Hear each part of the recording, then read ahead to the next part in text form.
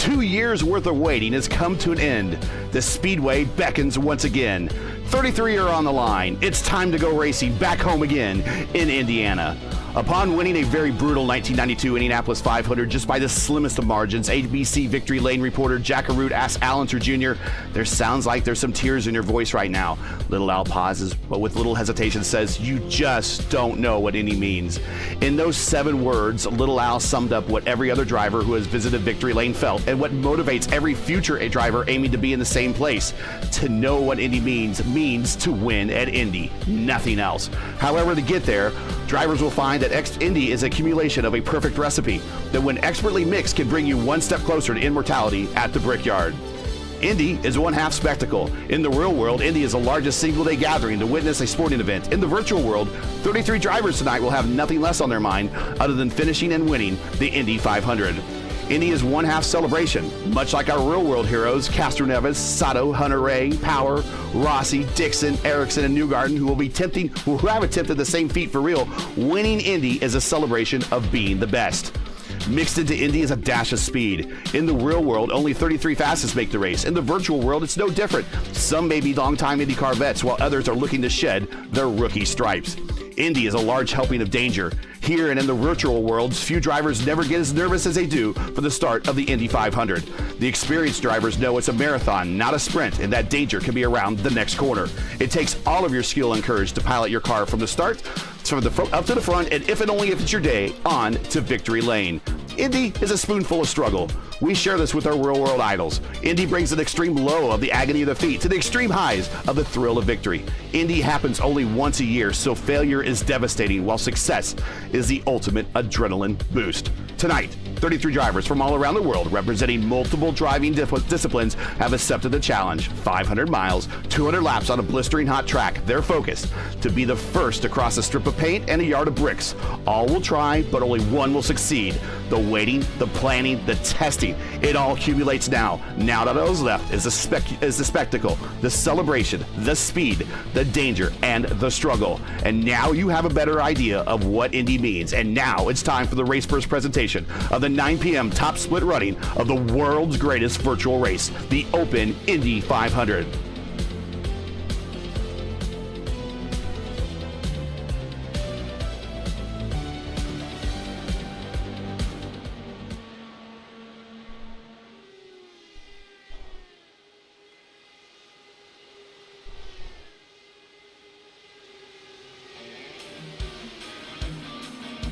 Hello again, everyone. For RaceVerse, I'm Gary Godsoe, and it's race day in Indianapolis, and you are looking live at the world's greatest virtual race course, the Indianapolis Motor Speedway, as we are just moments away from letting loose 33 of the fastest sim racers in the world as they attempt to forever etch their name in the iRacing database as a winner of the Open Indianapolis 500. I'd like to welcome all of you to our race day coverage of the 9 p.m. Eastern Time opening session top split on this Friday, May 31st. Joining me in the booth as today's experts, he is my broadcast partner for coverage of the Revolution Indy League and the Dark Horse Racing Series and the INDYCAR Oval Series top split. He's a regular participant in the INDYCAR Oval and Lionheart Speedway Series. He's a contributor to Jalopnik.com, easy for me to say, and he's also the co-host emeritus with Sounds Fancy of the Motorsports 101 podcast. Please welcome Ryan Erik King. Joining us also, he has won over 100 races on iRacing. He's a regular participant in the INDYCAR iRacing Series. He is one of the very few in this virtual iRacing world who's held on to a pro license and has scored exactly one more point than any of us or all of you at home have in a pro series. On loan tonight from the 499 race team, he will be our chief strategist for these 500 miles. Please welcome to the man with the best mustache in all of sim racing. It's Charlie Sears. And finally, he's my broadcast partner for the very successful Velocity Online Racing IndyCar Championship. He is fresh off his first ever trip to the Brickyard for the 108th running of the Indianapolis 500.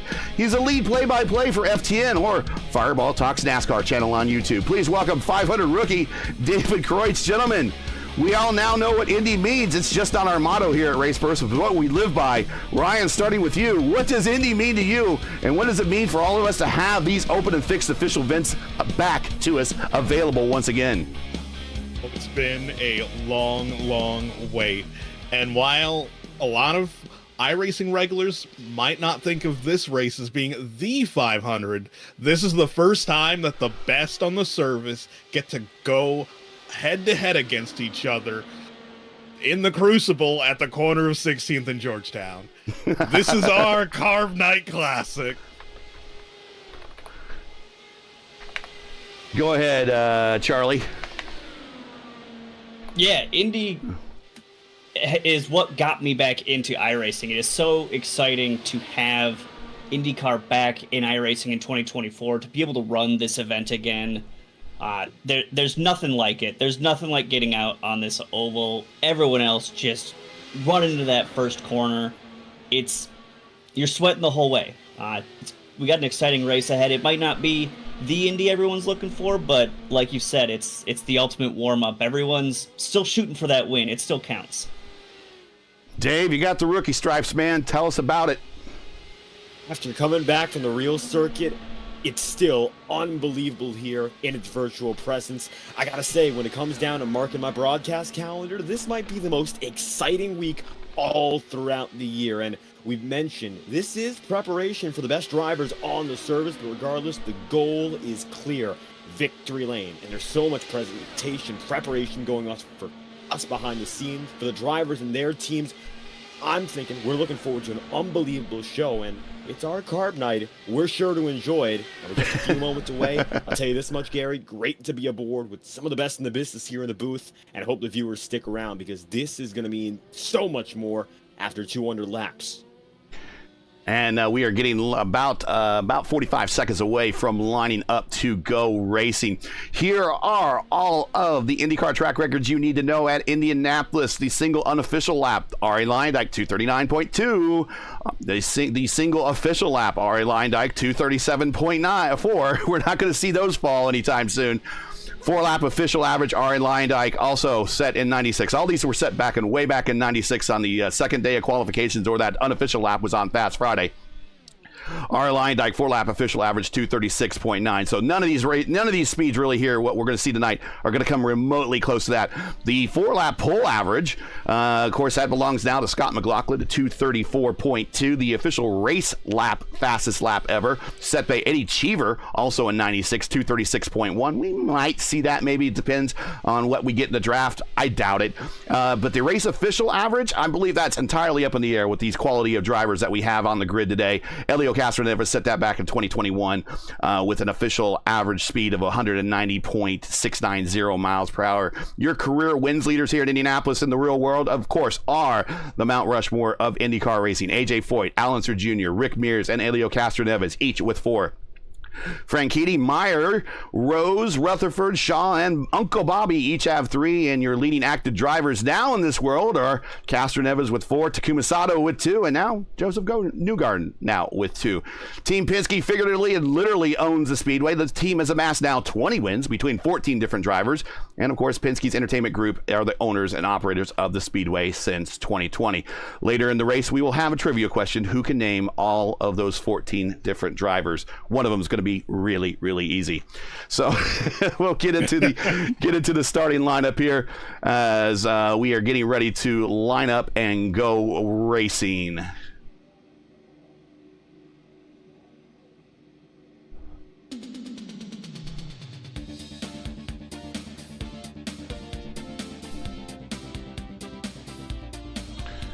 And there you see on the pole is Brendan Traino with a speed of 230.551. Outside is Kraus, 230.5. Demerit and Malechka make up row 2.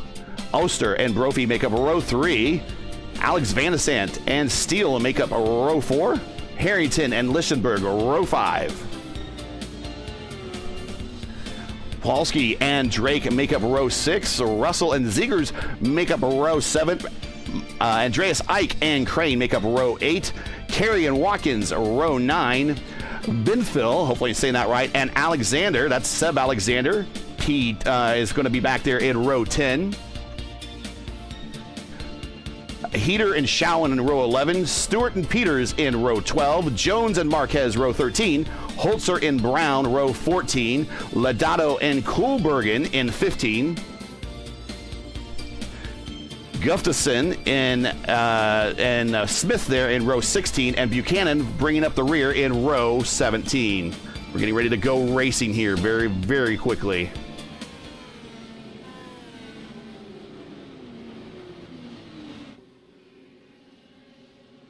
For an entire year, guys, we were made to suffer from a poor business decision made by a sport that has lost touch with their fans and a very shady software developer. But after a year of being made to feel less, today we can feel absolutely more. After a year of being losers, today we are the winners. For the first time in 747 days, the roar is back, baby. You don't know what Indy means? Look around. This is what Indy means. Green flag in the air, and we are on it. We are racing again at the Brickyard.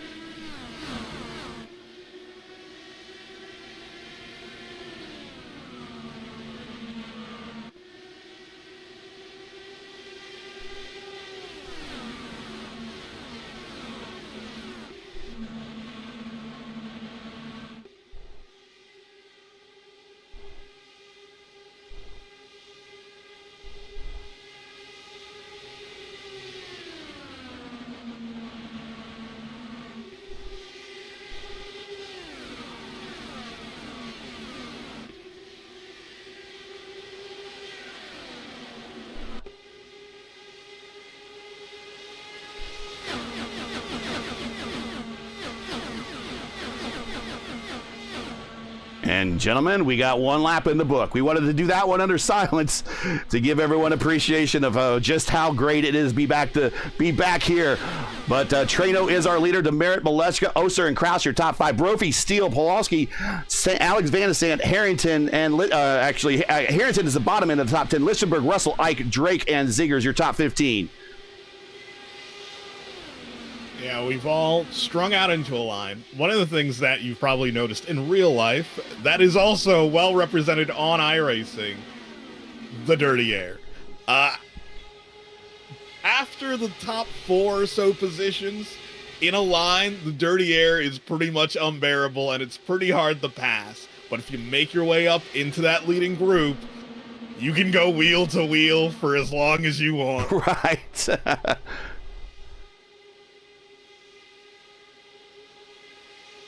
And the normal swapping of positions up at the front of the pack between Demerit and Trano there, tacking on. Let's talk about this third position, exactly where Robert Malechka is. How much absolute fuel saving is he getting in that position versus somebody further back in the pack? We understand that at P3, you can actually ride there pretty well and extend your stint pretty long. I'm going to throw that one over to you, Charlie. Well, he's staying pretty close, so he's probably definitely down on fuel map, just making sure to save that fuel, right? He's trying to get enough clean air, it seems, in those corners to still get through there without wearing those tires out too much. And you can see Oster right behind him sticking his wing out, just coming out of 3 there, trying to get a little bit more grip. So a great place to be. If this stays green, right, he's going to be right with those folks at the back coming into the pits, where Trano and Demerit are going to be entering a lap or so earlier, trading that fresh air they're having to cut through for everyone else. Yeah, probably like the only thing that you'd be concerned about in that third spot is just keeping your tires under you.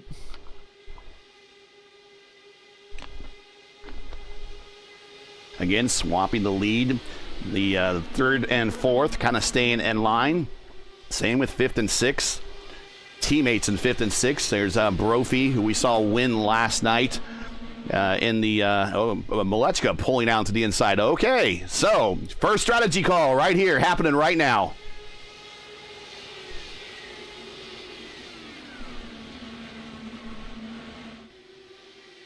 Yeah, it's an interesting play to really cut back. You're going to have a little bit more time to save fuel, but your tires are going to be wearing a bit more. You got all that extra air you're cutting through. Everything's dirty back there.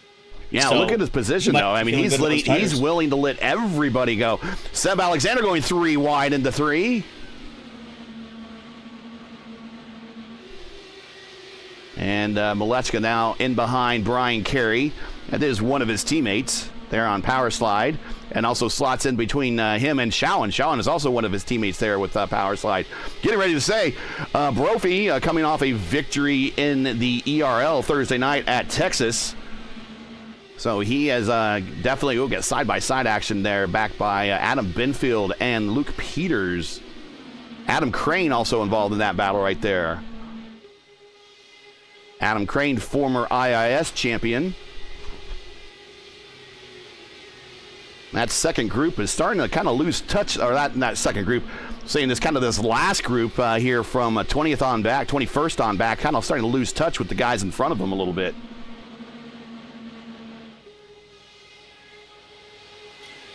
Malecha continuing to drop back there. He's down in 27th now, 28th. Yeah, he's going all the way to back. He's going, we have gone straight back to 33rd. Oh, dear. So this is, again, ultimate strategy call. And would you believe it, we have, I'm pretty sure we have someone in a Larson livery. I thought we would see the end of them after the fixed series, but no, we still see the Larson liveries out there. We do have one of the cars looks like the Domino's Hot One out there. I love it.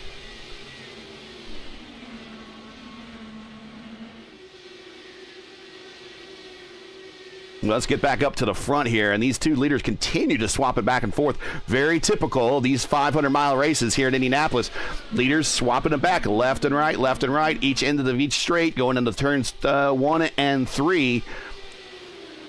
Oster is actually kind of sucking up a little bit into that group. Then we have behind him the teammates of Kraus and Brophy. Christian Steele is now up here. Matt Pawalski has moved up to 7th. Alex Van de Sant is in 8th.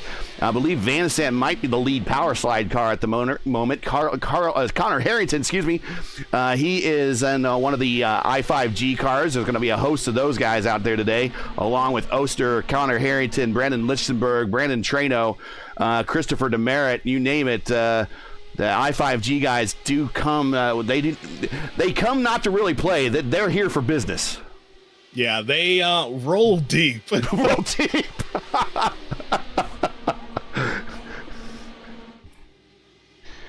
And we're starting to get a little bit of a breakaway. Back behind Lichtenberg in P10, Alexander Russell is in P11, and he is a little bit separated from Lichtenberg.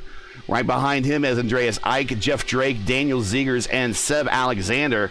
Seb, as always, very quickly up through the field. He is already up 5 spots during this 500-mile race.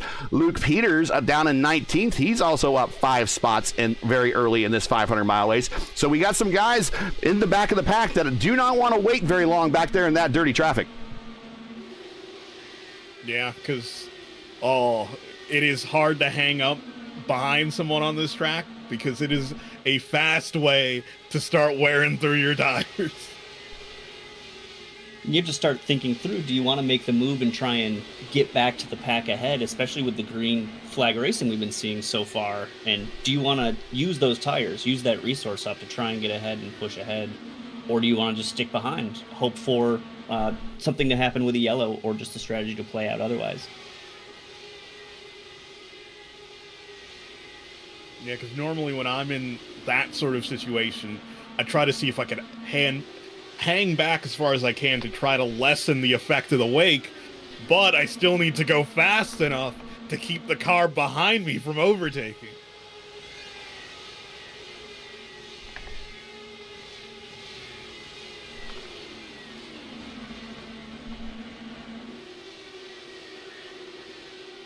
Let's move back up to the front, check out these leaders. Again, not a lot going on. The action has been, I gotta say it, guys, and maybe we could set this up, maybe this is what could set us up for an exciting finish. There's not a lot of action going on. Everyone is kind of keeping their P's and Q's very close to the vest right now, and not showing any type of hand whatsoever, and really not rocking the boat, not out there causing a lot of incidents. Just seems like a very standard Indianapolis race at the moment. And that's kind of why we got sitting here for moments of silence, is that there's really not a lot of action going on. Everyone's pretty much single file and behaving themselves.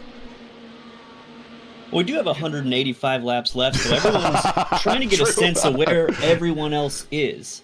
That is very true.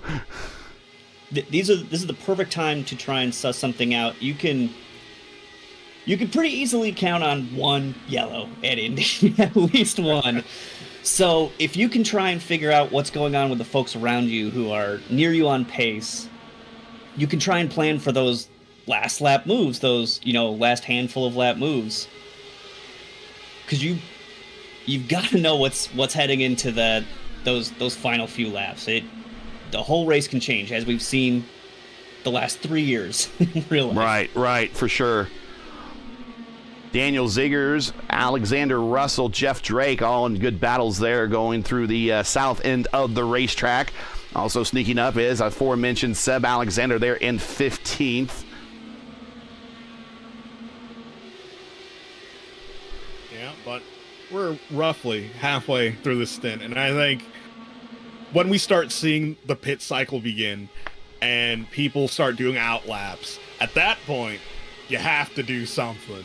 You can't just sit around and let everyone blow past you. Looking in chat, RM3 is not in this, is he? Oh, no, he is here, folks. Here he is, back here in 33rd.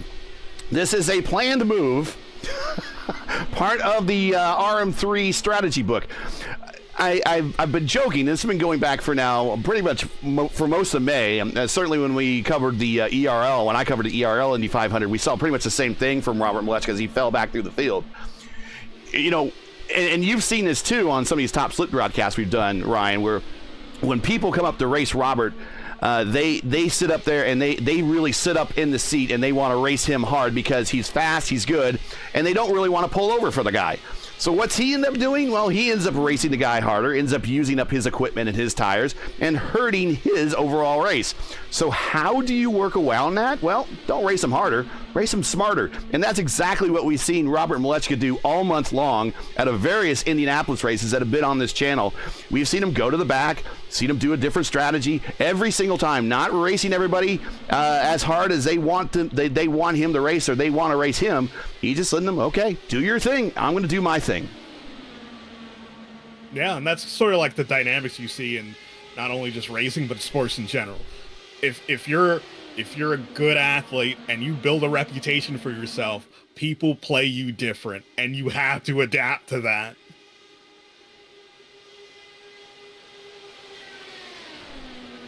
Yeah, a lot of familiar names in here. You see some people in chat calling them out. Trano, Demerit, Brophy, Krause, you name it, they're here. Steele, Pawlowski, Alex Van de Sant, Harrington, Lichtenberg, Andreas Eich. Pretty much a top 11 are regulars within the IndyCar Series. But let's bring in Dave. Dave, who are the ringers here, man? Now, you identified a couple of them as we were loading into this thing.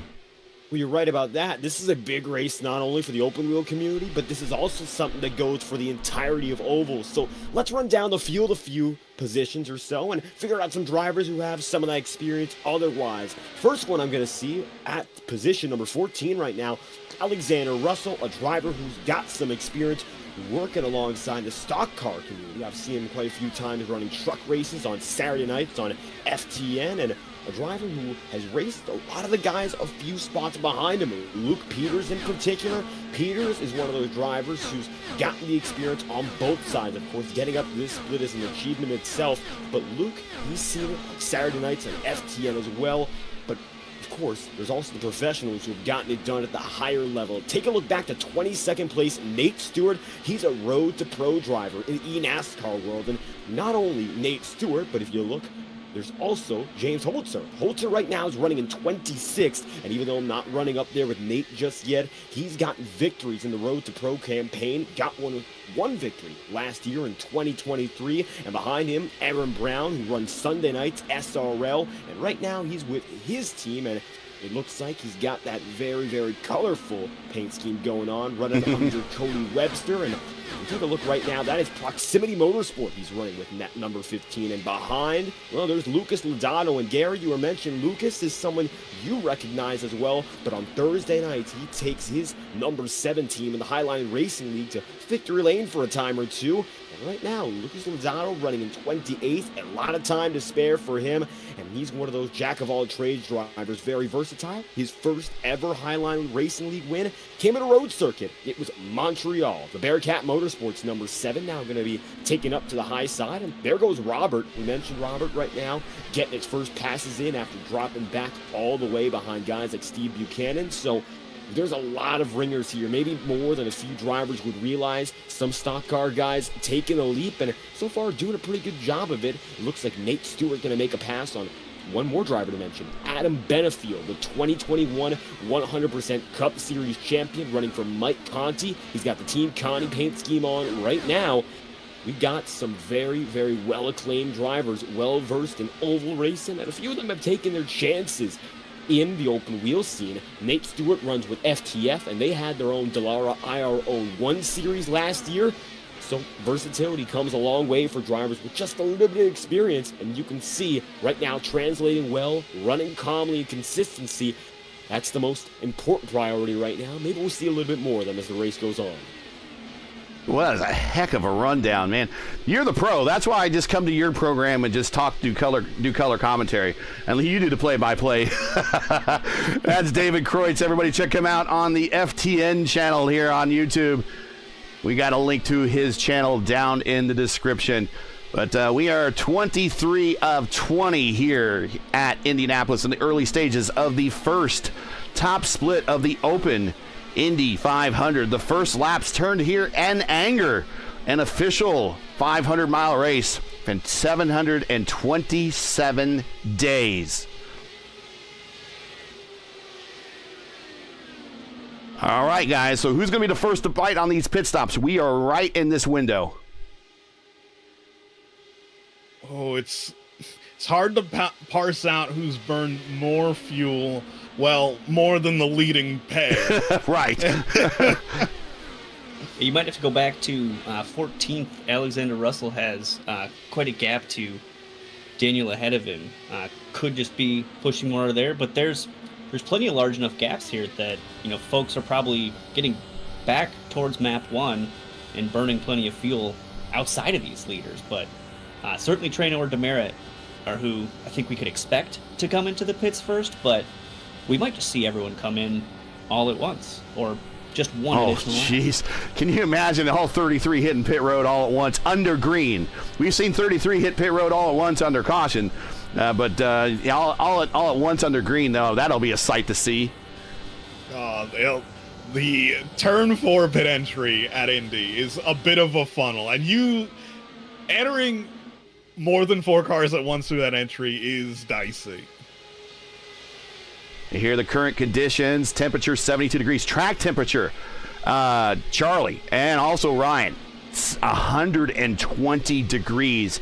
What does 120 degrees mean track temperature to these cars? Racing. Right. Flat top grill. It's what it's going to feel like they're driving on. Oh.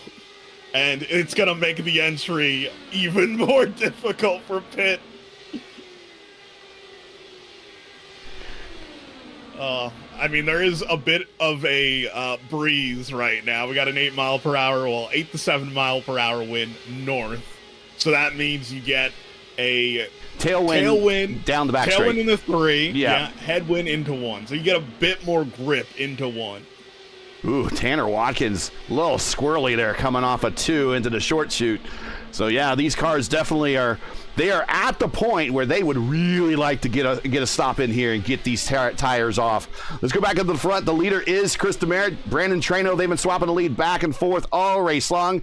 They've been starting to put a little bit of a gap on Oster, who's sitting there at P3. Kraus kind of running by himself a little bit. But they're all in the draft window. The draft envelope on these cars is about a 1.5 seconds. So long as they're in that 1.5 seconds window, they will be able to get the benefits of the draft down the straight. But once they break out of that window, they are pretty much on their own in what we would call or classify clean air. But we do see that there was still a little bit of a gap there between these two leaders and Oster, and then a little bit of a gap back to Kraus, and then a little bit of a gap. It's about equidistant back to Brophy. Then Steele, Van de Sant, Pawlowski, Harrington, and Lichtenberg all kind of in a group back there, starting from about P6 on back to the remainder of the top 10. Well, you know, Gary, you mentioned every driver having the chance to come down all at the same time, and we've seen it under yellow maybe a time or two where drivers can't even get that right under caution just because of how dense it becomes with every driver in the field coming in together. And my question becomes aggression onto pit road. Now, we're on the cusp of seeing drivers come down to pit road. No matter what we're facing here, next 5 or 10 laps, most of the field is going to come in, if not all. So I got to wonder, even for the drivers like Trainer or Demerit, who are switching the lead back and forth every lap, how risky are you going to be on this first stop, knowing there's so much time left? Does that play into your judgment at all here? As it looks like now it's going to play in. Both drivers coming at once.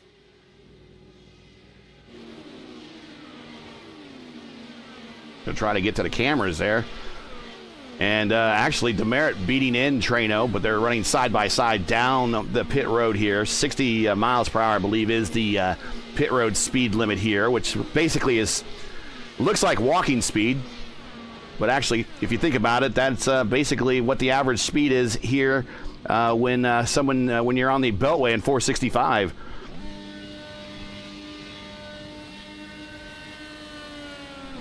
Now, it just immediately raises the question, what is Jacob Oster going to do as the new leader? And something happened to Tanner Watkins. He is down a lap. Not sure what happened. Maybe did he make an early stop than everyone? He did. Tanner Watkins did stop at lap 29. So we did identify his car as behaving a little bit evil.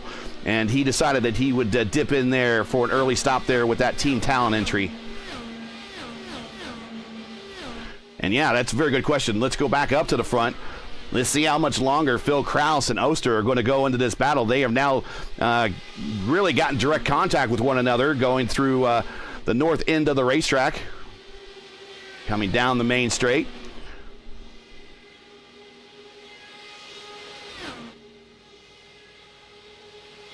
Dr. Phil's going to pull right on out there, get the position, move him up to the lead. Jacob Oster, the Worm Man, as he likes to go by, also goes by the Spaceman sometime, the Rocket Man. I guess he sent an experiment into space. That's one more experiment than I've ever sent into space, so that's pretty cool. And he is now going up to P1 as they go into turn 3. Very interested party in the back here is Jason Brophy, teammate to Kraus, watching the action in front of him. And right behind him is Alex Van de Sande. Now, guys, we've seen this, and specifically, I'm going to ask Charlie this question, but I'm going to reference Ryan on this, because, Ryan, you've seen when we've done the top split races that these teams, Power Slide and private label Team Hype, they tend to work together. I5G as well. They're in the same comms with one another. That seemed a little bit more in the IndyCar Oval Series. I would call it a little bit more what they're doing is scrimmaging. Now they're playing for real. Do you think they're working with one another, Charlie? I think they know how each other drive, right? They want to win. They want their team to win, but they're so familiar with each other. It's going to make it easier to make those moves and understand the strategy other folks might be going for. You're holding a little bit in when you're kind of in that scrimmage situation, but you're clearly giving away some information. You're trying to get the best race out of everything. And a lot of folks in the pits now already. Yeah, picking up the leader right now is Phil Kraus, Jason Brophy P2, Alex Van de Sande, who I know from racing him personally, that this guy knows how to save fuel. He is 34 laps into this stint. Christian Steele P4, Matt Powalski P5. There's Matt right there. And Lichtenberg got a whole host of cars coming down pit road, including those that we just mentioned, with the exception of Van de Sande. Van de Sande staying out. He is now going long. He's going to go 35 laps. I'm seeing everybody now on pit road. Marquez is on pit road. Emily Jones on pit road.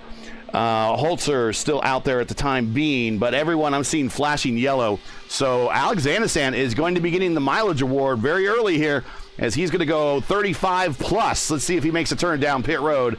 VDS, your leader right now in the Indy Open Indy 500, very early on, lap 35. Here he comes. So he is going longer than everybody else on this first stint.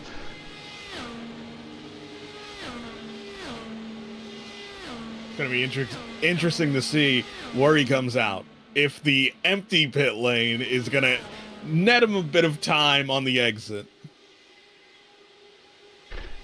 We will cycle through back to this is a pass for the lead, even though this is back in third and fourth. The Merritt and Trano through 3 and 4. They will cycle through, pick back up the lead, and we are done with the first round of pit stops soon as they pass for the lead here down the front straight. Alex Van de Sant is already down and away. He's moving. There's the purple car down low on the access road in turns 1 and 2. Coming out wide through the short chute. You can do that. It's going to maximize his out lap. We'll see where Alex pops out here as he pops out in 5th. Not bad. Everyone really spreading out now after Yeah. the pit cycle. A real difference of time spent in pit lane and a pit stop. But Trano, the real winner there, spent the shortest amount of time in the pits, 9.2 seconds, and only 34 seconds flat on pit lane. So he really maximized his time getting into the pits there and getting back out. So, like was asked, how is everyone taking this first pit stop? Trano, at least out of everyone, pushing it and trying to get every little tenth he can. Just judging by your numbers and how they did on the first stint, they're 7 laps already into their second stint, so that's already quickly starting to tick off the numbers. But do we probably expect to see them in again because of their current situations really unchanged up front to come again at lap 29 of the stint? Unless they're both deciding to run a little slower, in which case, you're kind of giving Jacob Oster or Phil Kraus behind a chance to pop into the lead there and save their tires. We'd expect the same thing, right? Lap 29, come in, you've burned your fuel, you've stayed in map 1, you've traded back and forth. Up at the front, I5G, I5G, I5G, your top 3 positions. Team label, private hype, team label, private hype. Or private label team hype. Gosh, Gary, it's been a long day. I had a 2-hour IIS race earlier today, and I took a nap, and I'm still not sharp right now. But to tell you, it's a private label team hype. There we go. They are in 4th and 5th, and your lead power slide car is in 6th. Christian Seal has rejoined the lineup back in 7th. Connor Harrington is in 8th. Lichtenberg in 9th. More I5G cars here occupying the bottom portion of the top 10. Matt Pawalski, there he is, coming off the corner. He's also in an I5G car. He's in the top 10, but he is currently under attack from team talent there of, Andreas Eich. Like Ike, I want to be like Ike. He gets the pass over Pawalski, move him up to 10th. Pawalski back to 11th. Jeff Drake now in 12th, looking at the battle between these two.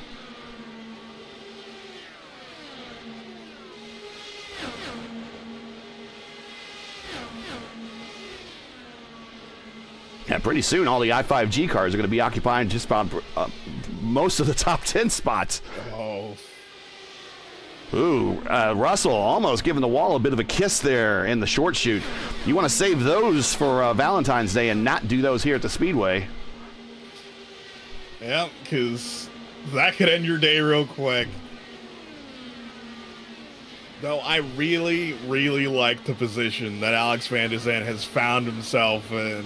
Sitting in 6th in that lead group, went far longer than everyone else. If you could pull the same off for the second stint, who knows?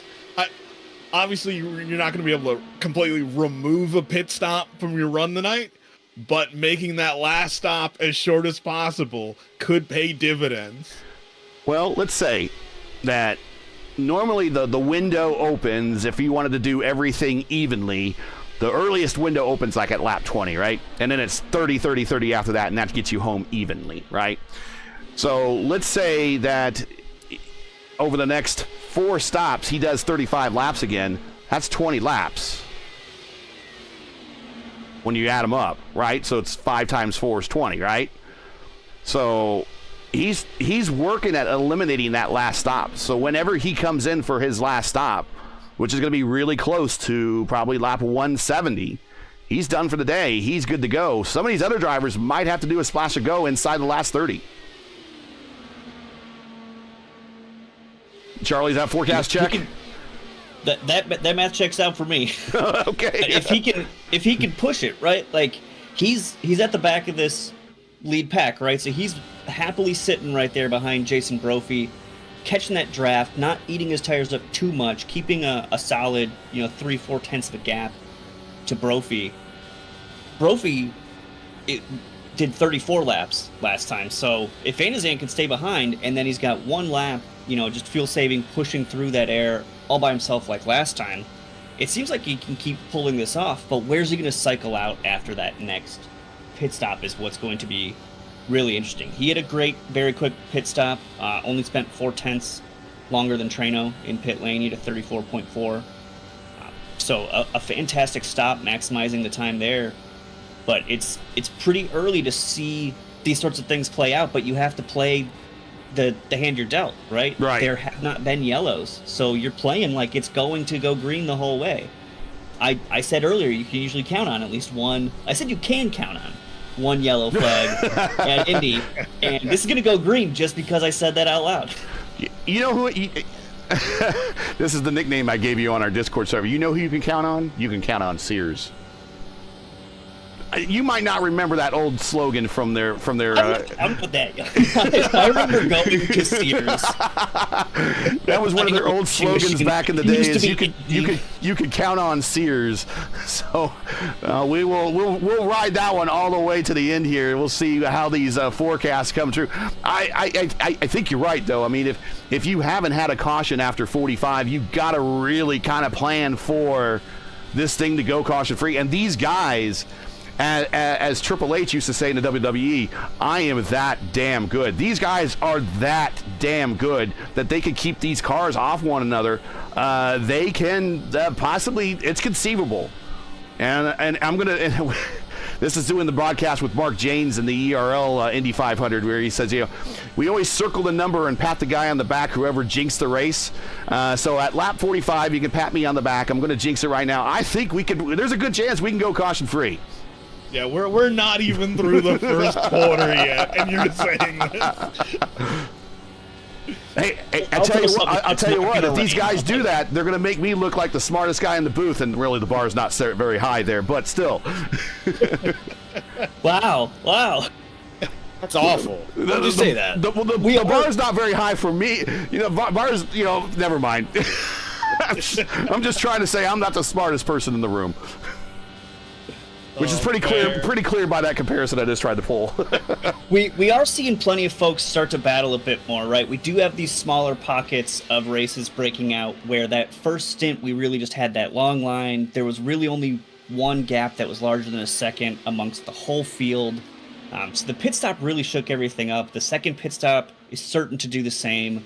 But we're starting to see more folks trading that lead position for the pack, which just leaves room for error. If you're just sitting behind someone, you're saving fuel, you're working on your tires. When you have to start thinking about, I got to get the right exit because I need to get the pass into 3, into 1, so that I can pull it off into 4 and give it back, you're playing a bit of a different game. There's more going on. So we could see something there.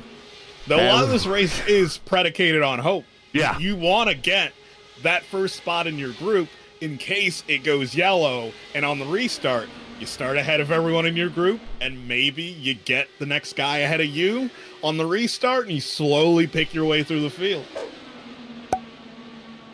Getting a little bit closer in the back of the field, it's Erik Heater and Tanner Watkins who almost made contact there. Heater's the Domino's machine tonight, just made the pass. That's for 22nd here, so a little bit more of that aggression coming up. It's still nothing egregious right now, but you got to think about that positioning, especially for these drivers further out from the first half. And looks like they spaced themselves out, so no real trouble there. Lucas Lodato and Emily Jones have been going at it a little bit more. They've been separated by a few thousandths throughout the corners in the past 5 laps, but they've been a little bit more conservative and just swapping back and forth. Pretty similar to what we've seen up in front, so really nothing to worry about these blotches of cars here. They're making very respectful moves to one another. And that keeps up our streak of no caution so far. We're coming around to the first quarter here, Gary. You took the jinx off my back, and now it's on yours. It's all mine now. I'm fine with that. It's my first year race first, so I can take the heat. I'll take it on the first time. We'll get it over with here. No, so far they're doing a pretty good job in the back of the field. We see now it's Lodato going under Jones, and Adam Benefield is slow and going down to the inside pit road. Is this an unscheduled stop? No, Adam's still on the way, though. What position's that? That's going to be 22nd right now, and he's going to drop further at the line here because it's going to be Andrew Marquez making a pass. So that's the number 20 of Adam Benefield, who about 40 seconds ago dropped under the circuit.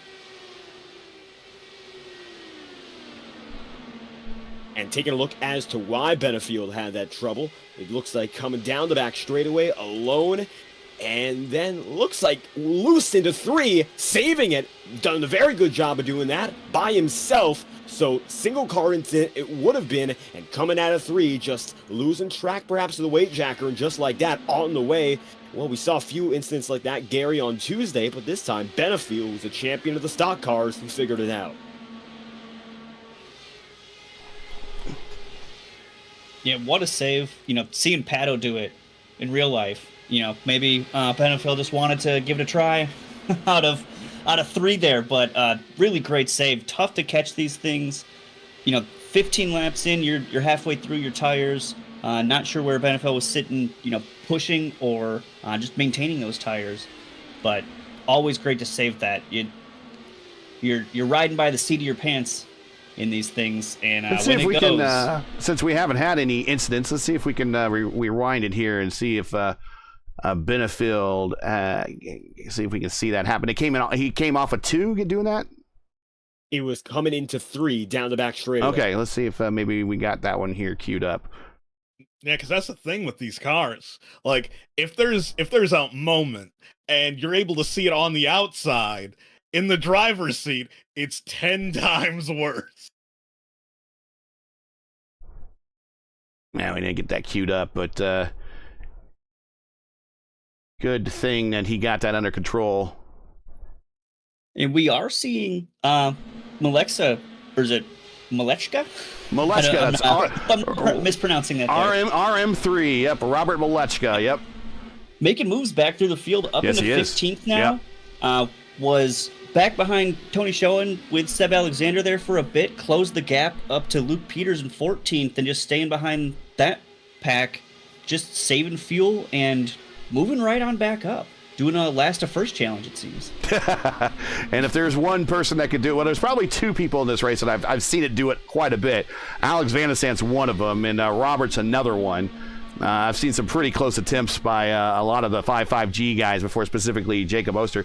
Here's down the main straight, Ike, and we got a car in the wall in the backstretch, or off of, and I believe that's Benefield. There's Benefield. Yeah, Benefield. In the pits.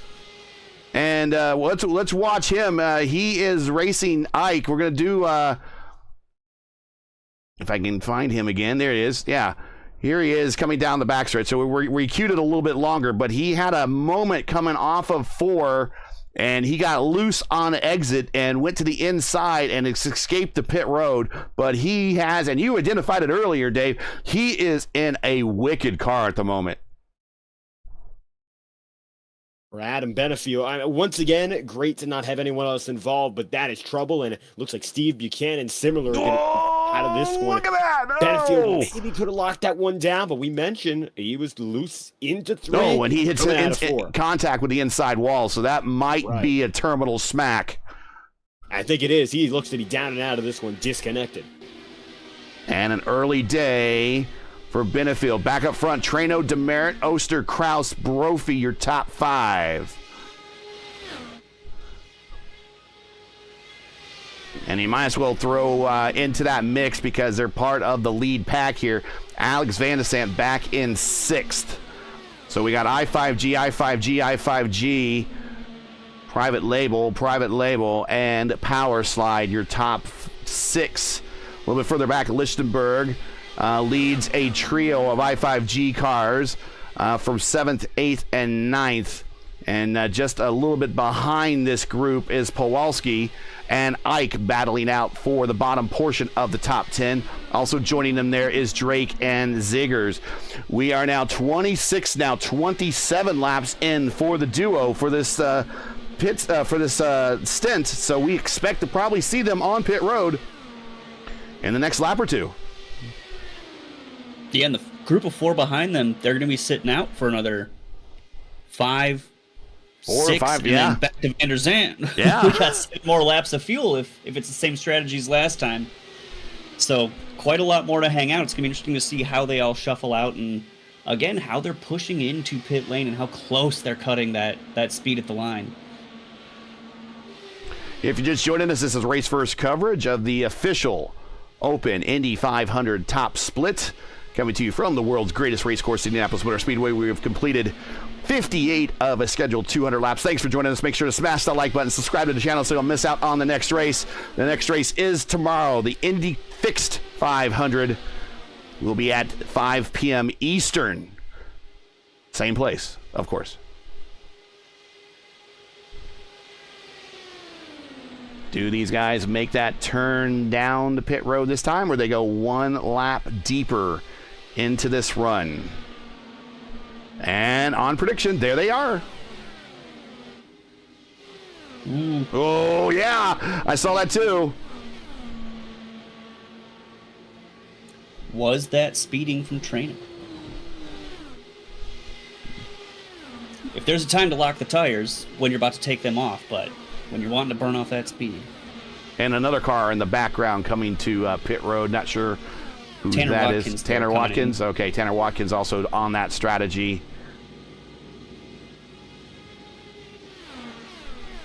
And Tanner Watkins been hanging out in fresh air for a bit, so same 29 laps. Turns the lead over to, well, Phil Kraus and Jacob Oster as they are swapping it back and forth.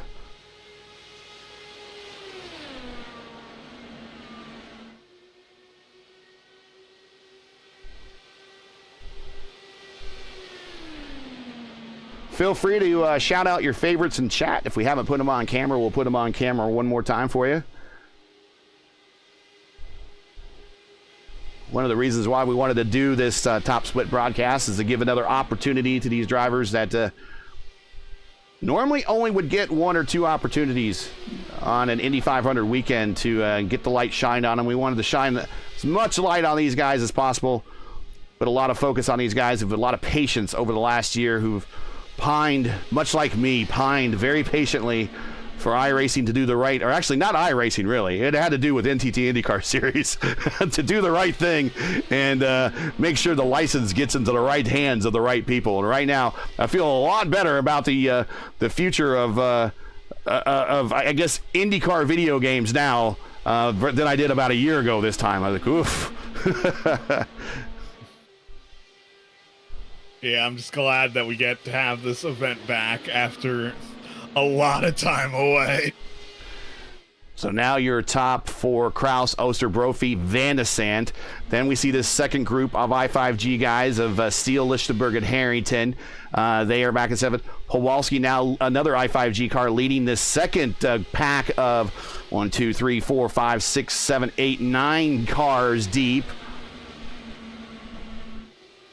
62 of 200. We expect, wow, it's going to be a while before we see some of these next pit stops. Kraus did 34. He's only 27. Oster did 33 on his first stint. He's only did 28. Brophy did 27. He's at 34. He's only at 27. And Alex Van de Sant still has another 10 laps to go. Oh.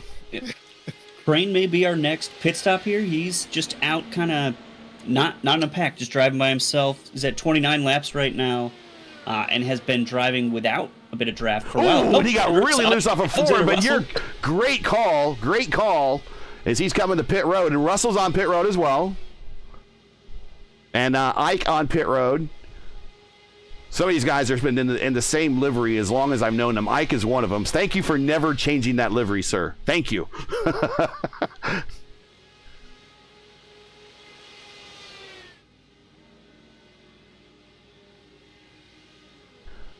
While we're waiting for pit stops, who was in the Domino's Hot One? That was one of the, was that one of the ringers? I believe it was. That's Erik Heater. We look at the number 29, and I know the number is not 29 in the real world. If you're thinking of way back to the 80s and Domino's, 30. That was the magic number way back when. Yeah. So That's a little bit of history for the viewers who might not know about that. The only reason I know, my dad was a manager in one of those stores way back then. Sweet, So that's there's awesome. that. Well, okay, Yeah. so let's talk about it, guys.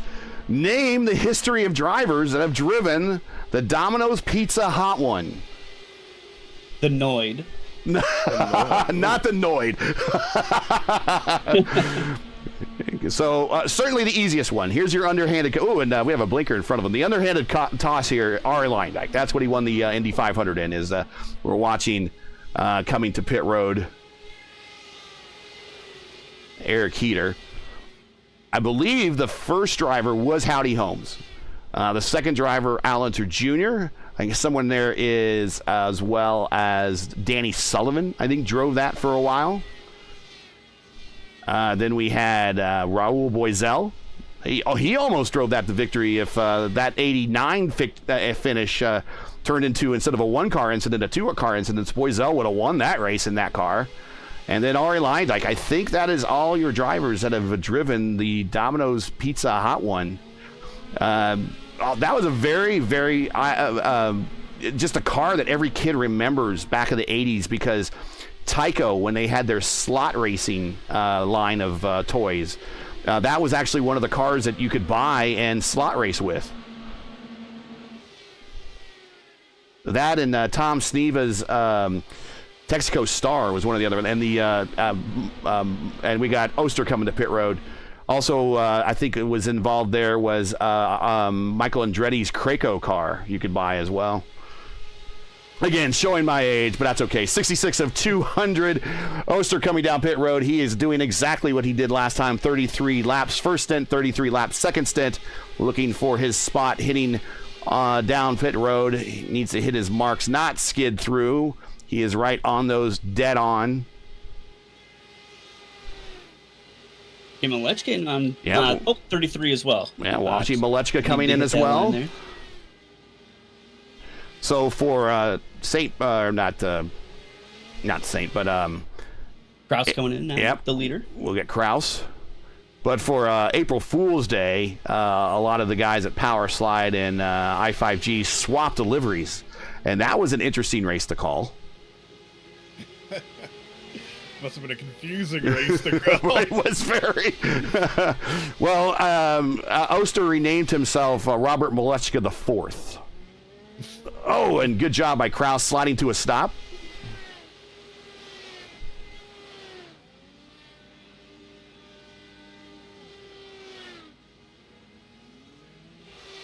And Brophy now. The leader, Gary. Coming to pit road. In. Yep. Brophy to pit road, and he comes in super hot. Oh, that's hot. Oh, that my is goodness. Hot. And he comes, he might have hit contact inside wall, and he might have sped. Let's pay attention to this as he's going to come down. Is he going to get the 40-second hold? If it is, it's going to be a terminal race, but it's not day done. I have seen this guy come back from a lap down and win a 500-miler, so let's see what happens when he gets to his spot. He is on his marks. He's going up on the jacks. He's going to get a new set of tires. Might get some damage repaired here. We shall see. Going to come down off the jacks, get the fuel. Wait. Hold. Black flag, 40-second hold. Jason Brophy. Goodness.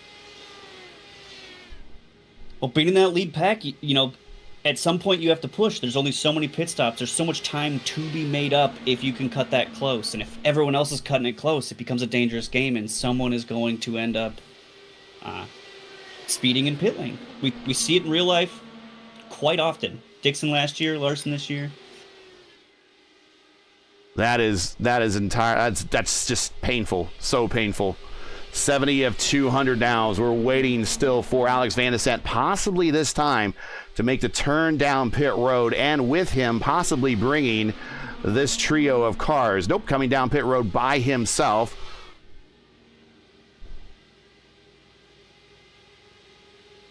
Yep, making another 35 lapper.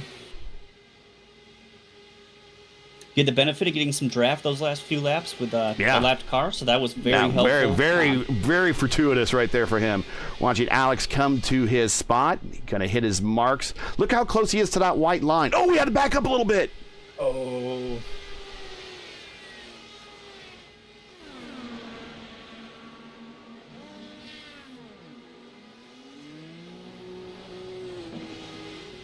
Still look like 9 seconds flat on the box, so not the slowest of times in and out, but of course, a little bit longer in pit lane, so some trouble there for Alex. Going to slot him, maybe. Still going to be fifth here as it all cycles out. Trano and Demerit first and second. And the thing about them compared to everyone else, there's only one other driver with a double-digit stint going. Tanner Watkins has been on his stint for 12 laps. Same for Demerit and Trano. Everyone else is still in the single digits. That is a major disadvantage, especially as this race goes on the way it has. Yeah, I'm wondering if these guys up front are like, man, I'd like to see a bit of a caution. It's like, yeah, so we are getting more spread out, but people like Van de Zandt, who are trying to win this on pit strategy, probably don't want to see a caution. No, that's right. Well, and that mistake obviously costing Van de Zandt 2 seconds up to Kraus in front of him now, so not getting that draft really needs to push, probably at least cutting a lap off of this. And remember, the general rule of thumb, 2 seconds is 2 football fields. That's a lot of distance to try to make up. He's down to 1.6 seconds to Oster, so gonna start getting some of that draft. Well, he does have Brophy between him and Oster. He does. I am looking at the standings and not the relatives. Thank you. It's not our day jobs, folks. Not our day jobs. I'm used to staring at the back of these liveries. I don't know what they look like from the front.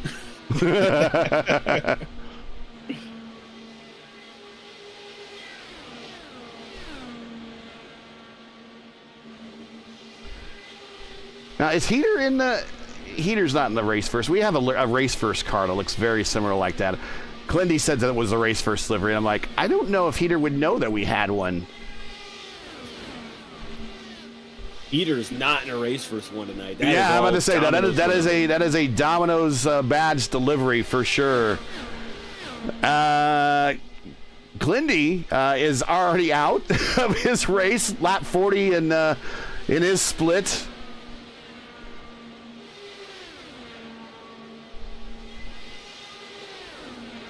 Early days and a lower split, unfortunately. We got Tina Lodato in here. Here to watch Lucas. Well, we'll get you Lucas right here. Here he is. Lucas in the number 23. On the outside, getting past here, going into 3. But Lucas is in 25th spot. Getting passed by Emily Jones.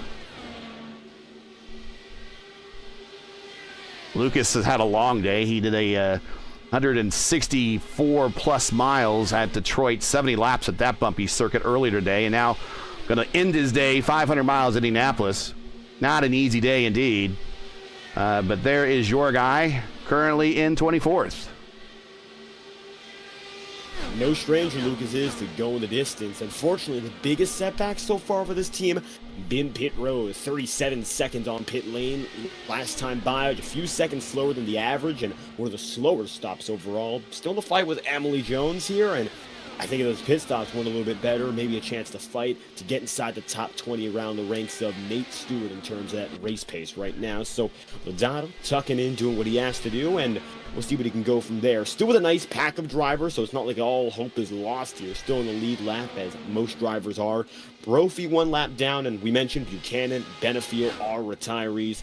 Not much else to worry about in that front, as it looks like now Brian Carey side by side with Tony Schoen, and haven't mentioned much of these two drivers. Carey right now in the 33, going to make a quick teammates. pass by to get almost to the middle of the field exactly. Yeah, teammates right there. Power slide guys. Right behind them, an IAR car. I believe that's the only IAR car in this split. I've been hearing the IAR guys were kind of struggling to find speed in the open set this year. They thought that maybe they might have had something for some of these bigger power teams, and it didn't quite develop. So only one guy getting into the top split, Seb Alexander. But if one can bring it to the front, I know it's Seb for sure. We see Ken Trano in there, shouting out King of Bricks, who I would imagine that is Brandon.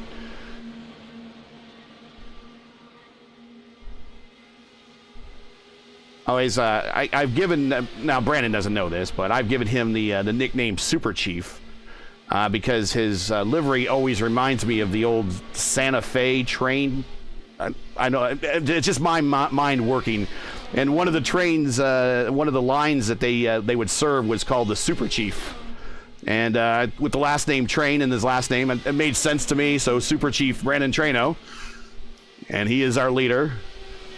I haven't gifted Demerit a nickname yet, but if someone would like to give one to him, feel free to shout it out in chat, and we will give it to him. Of course, Jacob Oster is the Worm Man, and we have Dr. Phil running right next to him, and Alex Van de Sant is in 5th. And we do see in chat there, it says, this is VDS to lose. And I'll tell you what, it is not too far off the realm of possibility if we continue to go deeper and deeper into this race, and we stay more and more caution-free, and we get more and more spread out. That could very well be what happens here in this first race of the Open Indy 500 here at the 9 p.m. slot. It's like Van de Sant might be working his way to a pit stop advantage, but the leading two, Demerit and Traino, are pulling away from the second group. They could make up the pit stop disadvantage just by sheer pace. And bringing up into the booth, Justin Petschauer, one of our regular announcers for the Tuesday Night IndyCar Oval Series. You're here early, so that can't be a good sign. I got nerfed on lap 20 checking up for a wreck on the front stretch.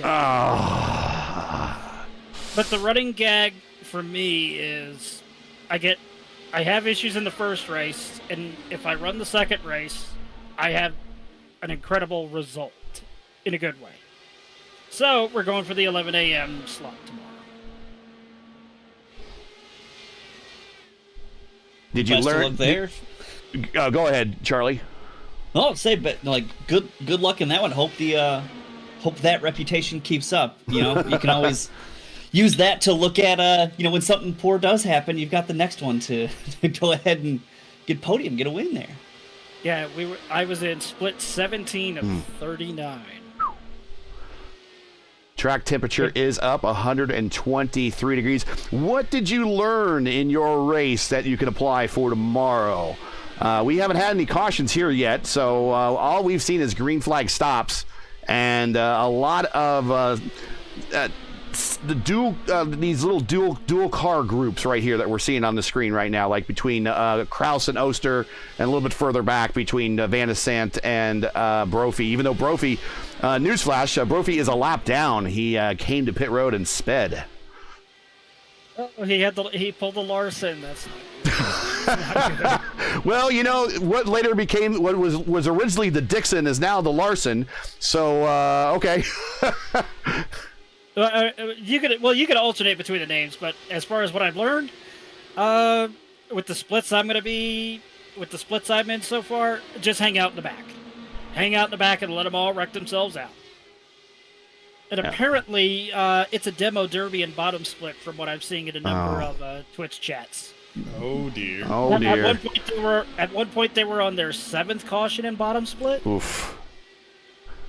Now we did the bottom split in 2022, and people kind of thought we were going to treat it as a meme race. And as I was telling the guys in pre-race that we really wanted to treat it as an opportunity of everybody needs some place to start, and for some people starting for them is in the bottom split.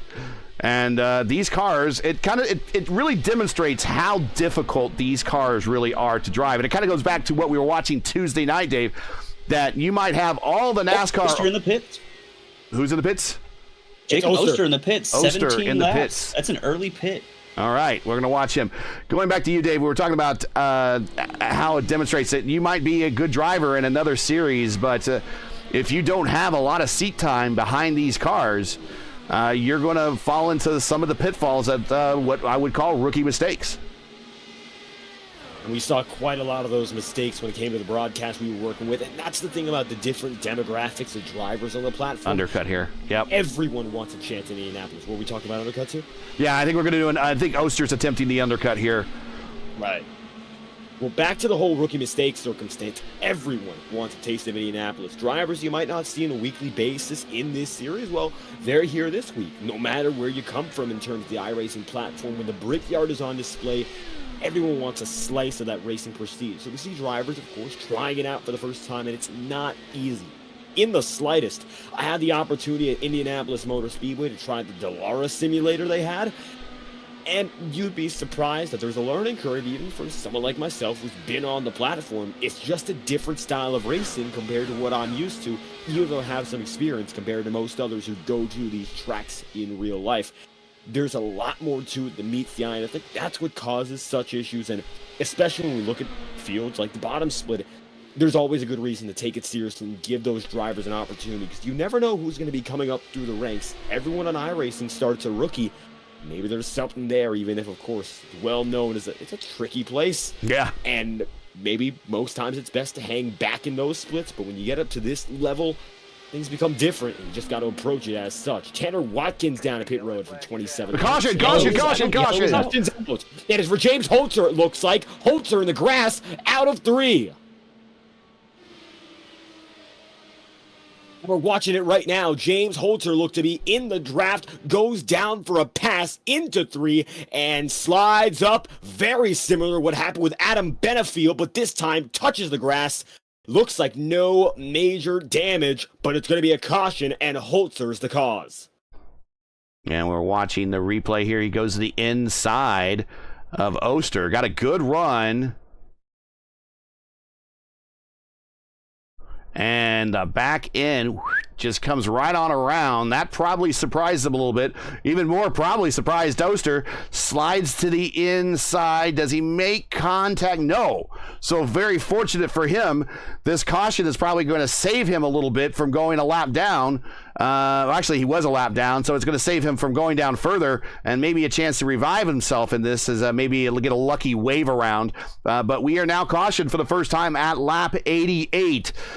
Boys, specifically, I'm getting ready to ask you, Charlie, specifically, what does this do to the pit strategy? Well, Trano and Demerit are on their 29th lap. They already want to pit. This is perfect for them. They could not have asked for something better. Obviously, they're getting closed up to the rest of the field with this yellow flag, but everyone else isn't getting the full fuel load. Obviously, they'll come out with the same fuel load as everyone else, but the strategy that everyone's been trying to play so far with the green flag has just been completely wiped away, where Trano and Demerit haven't had to switch their strategy at all due to this yellow flag. They just need to get away at the restart. There is Brophy. So I see someone in chat say Brophy is in a lucky dog position. Okay, lucky dog is unfortunately an invention of NASCAR.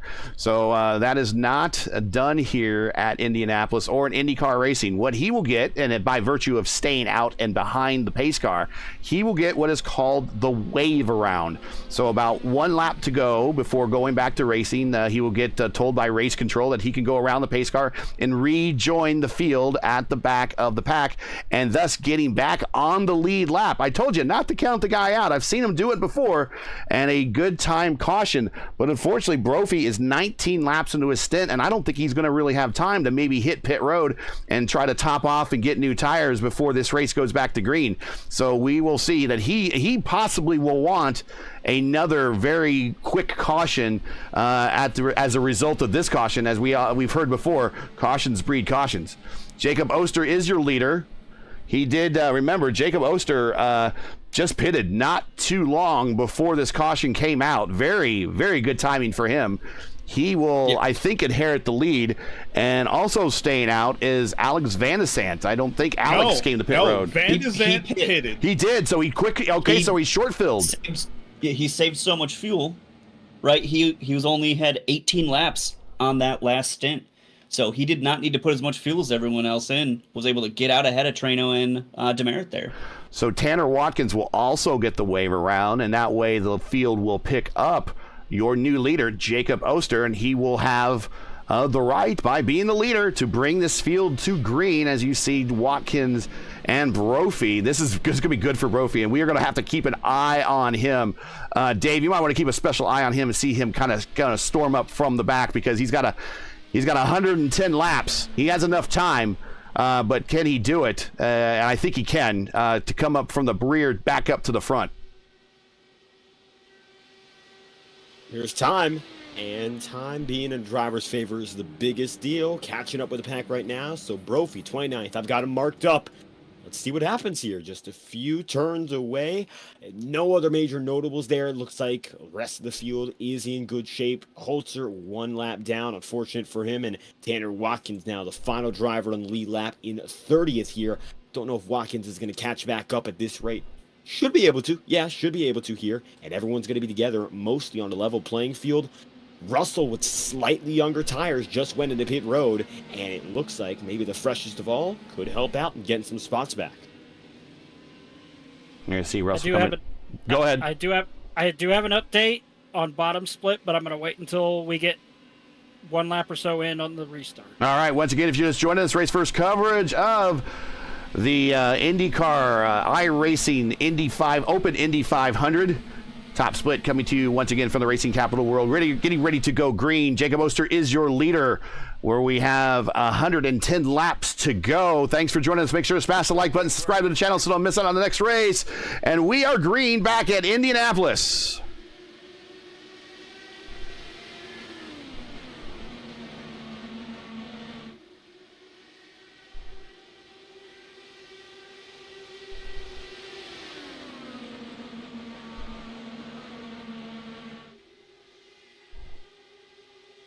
Chat says VDS's plan just went out the window, but VDS is going right to the top here. VDS to the lead. Alex Van der Sant, your new leader. Also said that saved Trano and Demerit. They were right on time. That was a perfect timing for them. Oof. I think that also saved Brendan Lichtenberg as well, because he was in the zone as I'm watching his on board here, and you could see his eyes moving around to figure out when to pit and when not to pit, but when that caution came out, that went out the windows. It was, like you said, perfect timing.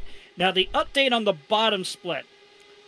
Last I heard, 8 cautions in, 52 laps in, 8 cars remaining with 6 on the lead lap out of a 33-car field. Like I said, everybody needs a place to learn. Ken Trano says, "Here, kitty, kitty, kitty." And it's also called what these drivers don't understand, especially since they updated the IR18 with the 2023 rules package. Once we get the data in, we'll get the 2024 rules package in, and what have you. The dirty air is prevalent. Yeah, you'll get the runs going down the straightaways, like huge runs because of the tow. But you also have to back off, use the available tools to your advantage that are in the car, weight jacker, front rear ARB, brake bias, you name it, as well as use a thing called a brake pedal and figure out where you're going to put your car. That way you don't slam the outside wall. As before I got out of my split, there was 2 cars that didn't realize, oh, damn, I'm caught in the draft. I got nowhere to go, and pow, into the wall off of 4. Yeah, and there are multiple lines you could take through these corners to just try to get some clean air on your wing to get that down. Look at Van der Sant. Look at Van der Sant through turns 1 and 2 on the high side all the way around. I am telling you, I've been watching Heater, and again, I'm drawn to the Domino's car, but he is the last couple laps been trying to tear down the turn 4 wall. Now, that time he had Seb Alexander to the outside. But he's been maybe handling a pretty wicked race car at the moment. Up front, though, Oster is your leader. Look at Alex Van der Sant. He is a clear line and a half higher going through turn 2 than anybody else. And that's going to give him a monster run down the backstretch. Using that outside line to his advantage, Alex Van der Sant, one of the best at the Indianapolis Motor Speedway. Doesn't matter if it's in the iRacing INDYCAR Series, Indy Oval Fixed, or even in the greatest spectacle in sim racing, the iRacing Indy 500. He knows how to get around this place. He knows where to throw that car. I'm going to be honest, he almost reminds me of Rick Mears. Knows where to plant the car, where the winds that are going to buff it off of the wall and everything. He knows exactly what to do, and that's why he's one of the best. How high he is there through 2. Now, the nice thing about that is getting good wind on the front wing planes there, so he's getting good air there. But the thing is, if you're not paying attention up there, the wall comes up and greets you rather quickly. And he's in 5th gear. He doesn't look like he's really saving anything. Lights are blinking. See if he makes a shift to 6th here, if he just runs it down the straightaway. He keeps it off the limiter down the straight. Oster to the inside. Whole lane and a half off the bottom. Through the short chute. Going over the tunnel that brings you into the infield of the Motor Speedway. Down the backstretch. It separates 4 holes from the infield from the regular portion of the course of the Brickyard Crossing golf course there. Actually, where the Speedway High School golf team actually calls their home field. Imagine that, this being your home field stadium. Very intimidating for the other schools in the district. Bragging rights above everybody else, but you also got to remember, there's a dirt track in Turn 3 as well as this snake pit. I kind of wish we had like a little model of the snake pit over in Turn 3 for our version. Oh, that's a snake. That is a snake pit in name only. That is I don't know if any of you here are old enough to remember, and now I'm sounding like an old person. Anybody remember the old snake pit? I remember the old snake pit. Back in my game, we had this here. Waving the cane around and everything. Yeah, the snake pit before they built the F1 course. Yeah, then they kicked out all the riffraff. Watching Robert Molechka, he's now moved his way back into 9th very slowly as he went to 33rd, moving his way back up to the field in a planned attack. Right in front of him is Lichtenberg, Steele, and Harrington. Those I-5G cars have been in a group together. He is now separating another one of the I-5G cars. There's Pawlowski there. He is in 10th. Right behind them is Andreas Eich in the team talent entry. He is 11th. I would call the regular suspects, the guys that we see on a regular basis in the IndyCar Open Series, the IIS, have all kind of risen to the top.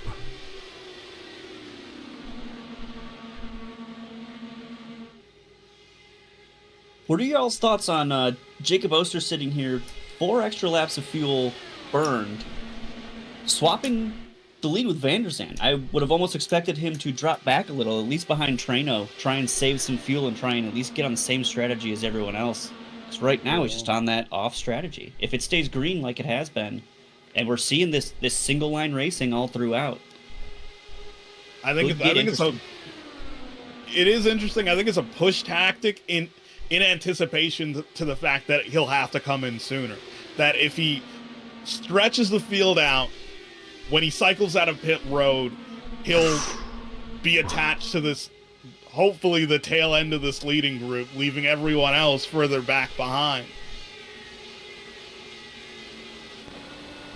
Watching that out the rear of Seb Alexander in a battle with Daniel Zegers. Boy, they got really close. I don't know if you heard me catch my breath a little bit coming off of 4, but it looked really, really close. And we'll see if Daniel's going to take the pop out here. Also, Heater is with him in that Domino's car. Going to take a look to the inside. Look how much powerful that higher lane is there. Alexander was able to hold him off. Not this time through 4. Side by side. Also coming through is Luke Peters.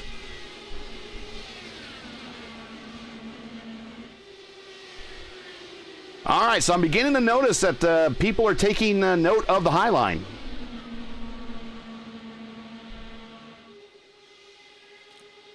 it's great to see the whole track being used. You can really get in a rhythm where you're trying to hit those hot laps and getting down low, but it just shows the time everyone has put into this track and into their setup to really understand how it behaves everywhere in traffic, taking the high line, taking the low line, so that they can maintain their position and not just lose something because they're not hot lapping around here. Right.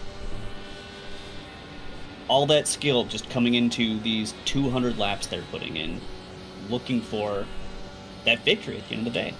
Track temp is still in the 120s here. Ooh, whoa. But yeah, that would have been. Would that be Celsius? I don't know. I don't do the conversions anymore. But here's to the inside. 60 Celsius. To the inside. I gotta do it backwards. For you. Oh, whoa! That was close. Singer's on the. He just mega pushed almost up into the side of Alexander. Had to roll out of it. Alexander gets the position back. Boys, that was close. That could have been our second caution right there. Yeah, all it takes is one mistake and you're out of the race, and you just drastically shifted the landscape for everybody else. 104 of 200. We're now into the second half of this thing. The battle has been pretty tame, I'm going to say, up at the front. A lot of what you expect here on these type of races here at Indianapolis with the IR18, just P1, P2, swapping the lead back and forth. The biggest news among the leaders up there is Brophy got caught speeding on pit road, but he managed to stay out and get the wave around and is back on the lead lap. Of course, he's coming into the pits right now. All right. It has not gone yellow. He stayed out. He is at 35 laps. He stretched that as long as he could, even with those pace laps. Oh, Ziggers is just, he's having a hard time trying to pass Seb Alexander. Alexander, we got a car to the inside. Peters down to the inside. No. Big trouble, and Seb Alexander barely gets away. So Peters brings out the second caution. And let's take a look. So here comes Brophy to pit road. And it was first Seb who looked to get loose, and Peters, as a response mechanism, goes under, gets on the apron, and that's what sends him down. Yeah, he saw what was happening in front of him. That almost was a wreck. Heater was right there. And now we're coming into 3. Heater comes in. Okay, Heater makes contact with Seb Alexander. There we see Seb Alexander coming down, trying to regain control. And Peters just is an innocent victim. He destroys our cone, and he goes to the inside wall and makes contact. And I think he hit it hard enough that is suspension day done. And yeah, he is wobbling right now. So that is our second caution of the day. Well, we managed to go about another 20 laps, so everyone's going to come down pit road for sure. I'm sure of it. Yep, another hard reset on strategy. Well, and Brophy, the real winner there, being on pit lane as that happens, keeps that lap. No kidding. There he is. He's back at it. And the thing with Brophy is he just pitted. He could stay out. Yep. He cycles down to the front.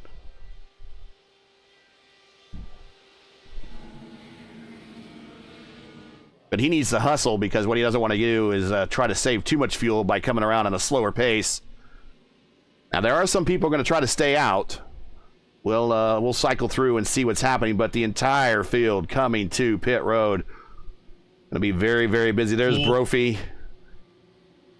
Everyone really bunching up there. They are lucky the ghost feature is on for a pass-through at pit road, because in real IndyCar racing, we'll be getting a lot of pit penalties. Look at everybody on pit road. Good stop by Alex Van de Sant. Trano out third. Jacob Oster second. Kraus fourth.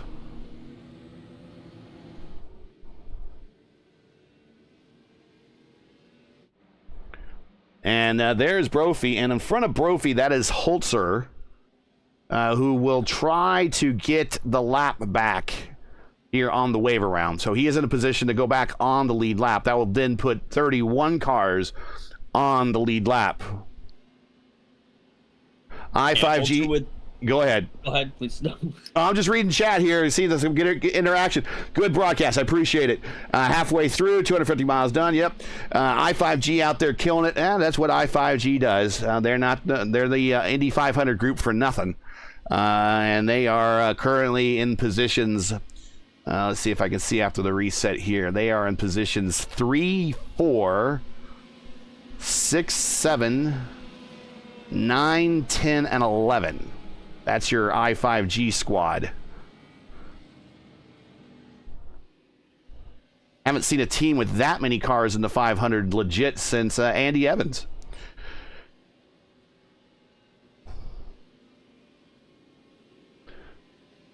Brophy Alexander. So we have, and there is the wave around for Holzer. We are quickly going to come back to green. Brophy is going to pick up the lead.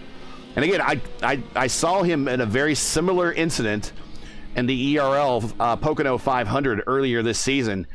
He came to pit road, locked him up, made contact with the pit wall, lost his nose, came to pit road, got the nose replaced, however, had a hold, got held, went down 2 laps, and then later went on to he came back from 2 laps down, very, very similar to how Jacques Villeneuve did here in the 95 Indy 500. He came from 2 laps down, and he won the race, and Brophy won the Pocono 500 for the ERL. So he is fully capable of doing what he just did here. And the man, I typically say green cars give you bad luck, but the luck of the green is shining on him right now as we're getting ready to, I believe, go back to green flag racing. I think the lights are out on the pace car. We'll reset the field. It's Brophy, Van de Sant, Oster, Treno, and Kraus, your top 5. Demerit, Lichtenberg, Malechka. There's a guy that I think is really closer to Rick Mears and Alex Van de Sant. Alex kind of really reminds me of a Scott Dixon who wins at Indianapolis a little bit more. But anyways, Robert Malechka is 8th, Christian Steele 9th, and Connor Harrington is 10th. That's your top 10 as we are coming back to green.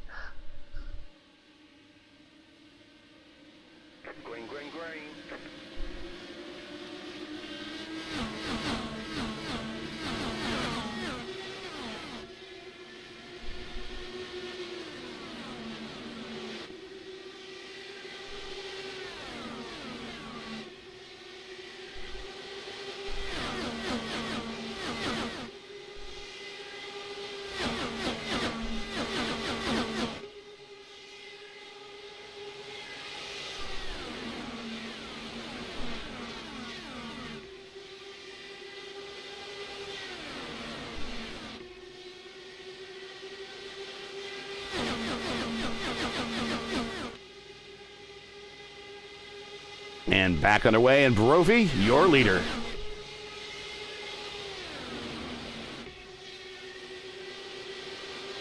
Oh, Kraus sends it on the outside. Getting up close and personal with that, the short chute there wall.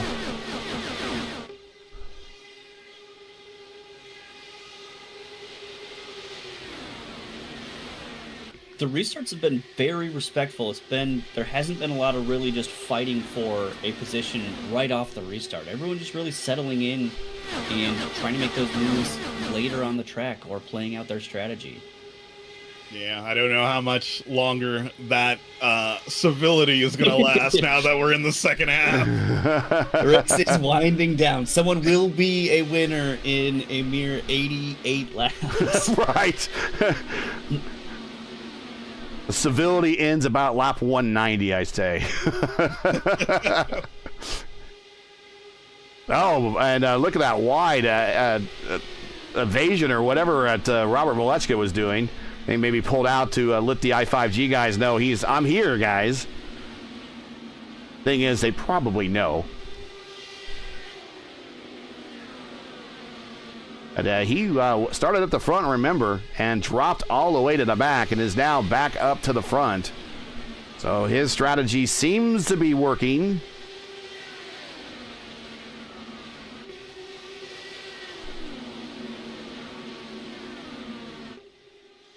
How much weaving and trying to break the draft are y'all expecting in those last 10 laps? You know, obviously the Dragon, not a permitted move in the real life series anymore, but are you expecting to see that here on those last 2 laps even?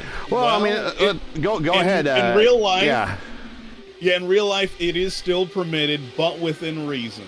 So on the front straight, you're not allowed to go beneath the pit entry line, and on the back straight, you're not allowed to use the paved runoff area on the inside of 2, which we saw in real life last Sunday. One McLaren driver did use on the final lap. So yeah, I got the telestrator out. If we can get a good shot when these guys go back down the front straight. Here they are in the 3. Oh yeah, we're working. We're good. So here, when they come around 3, so there's going to be, then we can take a look down the front stretch. So there's a line there and a line there, but they can't, they got to stay within, basically, if you extend that pit wall out, basically, all the way to the open portion of the turn. Yeah, it is effectively out of bounds. Yeah. And then all this down here is no good there on the backstretch. Although we saw a couple of them kind of do that before. Not here in this race, but in the real 500. The restarts in the real 500 were absolutely insane. Because they realized once things strung out and settled down, it was very hard to pass in real life. Yeah. So if you wanted to make up a lot of ground, you had to do it on a restart.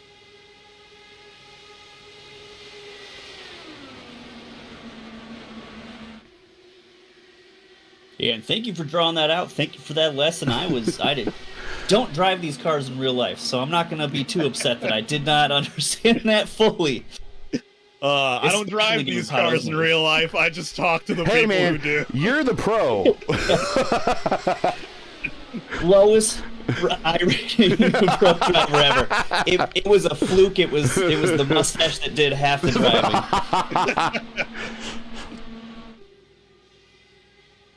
We're going to start an IRO1 league and call it the Christopher or the Charlie Sears Mustache League. It is a great car. It is a terrible car. When my team was helping me practice, and it's like, hey, you want to get out of the pits, you got to launch in 6th gear. They're like, no, that's insane. Why would I do that? You cannot get off the line in that thing in a low gear. Yeah, it has a lot of low end and just wheel spin. Woo, and you see that engine whirl up. It kind of it really reminds me kind of if you've driven the IRO5, where the IRO5 has a lot of low end on it. Yep. Not as much as the IRO1, but the IRO5 has a lot of low end, and if you don't watch it on that one, you'll spin it, especially coming the restarts and starts. And I think that's pretty much the same there on. Although I don't know on road courses how many restarts and starts you did, but I would imagine it was fun on the ovals. Just the one start, no full course yellows on the road courses. But when we were at Texas, the first oval, plenty of folks in that series had to buy Texas. They did not own oval tracks. So knowing to launch in 3rd gear there was something new for everyone. It's going to be interesting later on in the year when in real life these cars will be going hybrid and how that factors into the iRacing experience. Oh, I cannot wait. Well, supposedly, if everything I understand correctly, we are going to get something to do to boost ourselves on the oval as well. Not just push to pass on the road courses as anymore. And this goes back to IndyCar racing pre-2011, where they actually had kind of a push to pass on the ovals button. And really what it was a cheat. It went to a higher engine map and then it dialed it back down. That was the cheat. Yeah, in retrospect, I wouldn't call it a push to pass button on an oval. No. Yeah. But I do remember I was in the stands when Danica took the lead for the 500. What was 2005? And I remember tuning into her radio, and one of the things, because she was really close on fuel, and she said, "Can I hit the button?" And unless she had some special, pre-Penske black box in that car, she was probably talking about the coming up the speed push to pass button on restarts. And I kid, of course. I did pick Joseph Newgarden to win the 500. I also did pick Dixon to win the 500. So I went 1 and 3 for my 500 picks. Not too bad. Because that's the thing. These hybrid systems are not going to be, say, just extra power.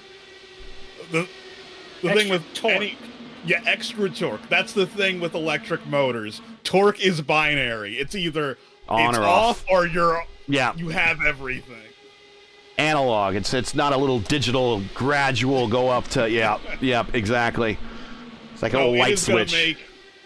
It is gonna make racing at this track.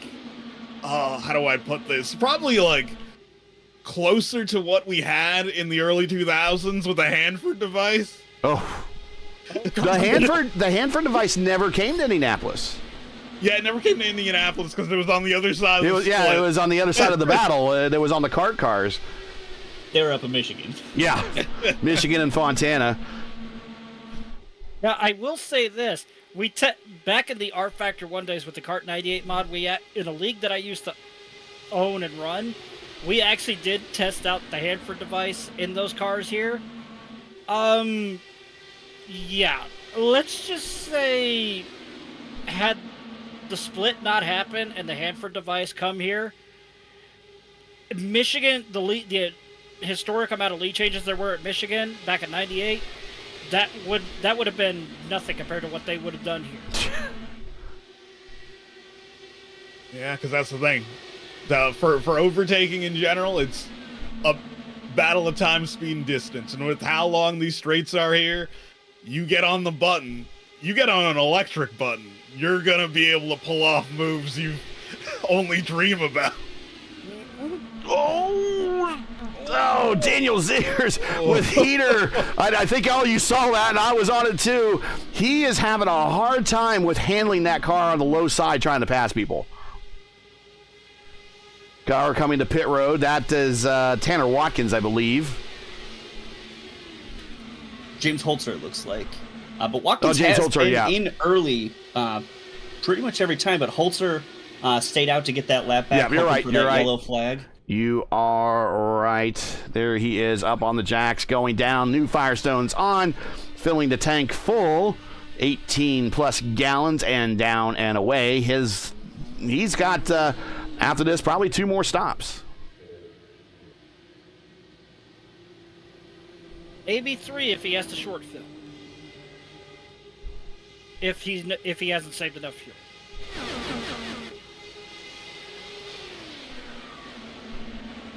All right, let's reset the front here. Van de Sant, Trano, Brophy, Kraus, Oster. Your top 5. Lichtenberg, Robert Malechka, the 3rd. RM3 is 8th. Christian Steele, 9th. Pawalski, 10th. So we're starting to have the I5G party happening in the top 10. And to quote one of the most iconic lines from the show, South Park, when it comes to Canada, as is tradition. Because this is the powerhouse team when it comes to the Indy 500. Now, they did try the Daytona 500 last year. From what I saw, they had decent results in that one. But they, just like us, they were missing the 500. Whoa, Oster and Brophy. Almost a how's about you in the south chute there. Here comes Malechka way to the outside. I think he's going to let those I5G cars go. I think Malechka's trying to hit a number right now, and those guys might have been pushing him a little bit faster than he wanted to be. I wouldn't be surprised if the top guys in the top 10 are trying to hit a number as well. Certainly everyone's trying to hit a number, but like was mentioned earlier in the broadcast, Malechka seems to want to not have folks fighting behind him, at least from what we can see. Likes following, not necessarily folks trying to make a move one way or another. So you can just keep a consistent line. Battle between battle between Adam Crane, in the Satellite Racing entry, and Andrew Marquez in the Mad Works entry. And on his outside, that is Holzer, who is a lap down, just came off pit road, but he is going to have better tires at the moment, and he can pull that pass off. Ooh, face of action Brophy further back. Pushed a pass, taking the lead from 5th into 1. Yeah, things are getting scrappy out front. Or, excuse me, Demerit. That was not Brophy. My bad. I'm going to say, I put the camera on Brophy, and I'm like, why is he falling back then? He's in 6th. Nope, that was Demerit. Heck of a move. Oh, look at the fade. The fade by Phil. Oh, the Pruitt. Like to say, The Pruitt say hi to fade. Scott Pruitt at home. Scott Pruitt, be proud. Philip Krause with the Pruitt fade. Majority of times you would see the Pruitt fade on the road courses, but you can also pull it off on the oval when it's done correctly. Oh, and once again, Krause with a little bit of fade in front of Van Assen, almost reminiscent of the Brazilian clear. He's just happy he didn't get the chrome horn by Paul Tracy.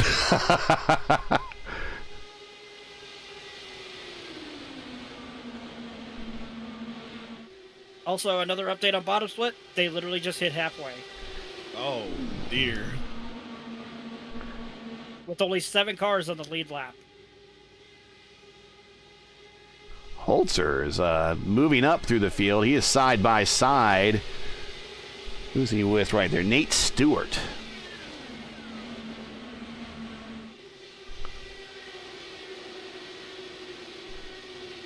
You said Emily Jones is in this race? Is Jones is in the 24th and hitting pit road right now on lap 128. So 21 laps into her stint this time. Got an update. She got put into the wall in turn 3. Oh. So we might be looking at a little extended stop there. Yeah, and it looks like got punched out.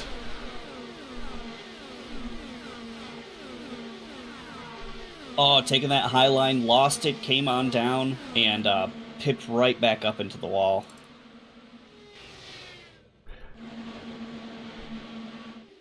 Yeah, the draft just got, caught some draft in that front wing just came around. Yeah, there are so many variables you have to consider anytime you go into 1 or 3. The wind speed, your entry speed into the corner, how much clean air you're getting on the car. It's a lot to juggle mentally for 500 miles. And everything else that's going on in the car. Front roll bar, rear roll bar, weight jacker. A lot of these guys are adjusting the jacker every turn, every lap. You can even do the engine map. You can adjust your brake bias. And then you're also adjusting how you enter these corners based upon the conditions of the racetrack and the environment around you. And right now, track temperature is 123 degrees. Well, when you're at this level, you're in the top split of the Indy 500 here. Everyone is making a tweak at least once a lap. Yeah. You can't be pulling these things off just sitting, I'm in map 3, I'm just going to leave the weight jacker where it is, I'm not going to touch the bars. They are using the in-car tools to make it through every single corner. They understand the difference in 1, that slight bump in 2, as you're coming into 3 and trying to set up for 4, what they need to do to make those runs and try and get those passes. Yeah, and if you put in enough laps on this track, you have that mental checklist of what you do going around Indianapolis. And you put enough miles in, and I'm not saying it's autopilot, but you kind of zone in and it becomes second nature and you just run through it the entire stint. You basically get yourself into a rhythm. Yep.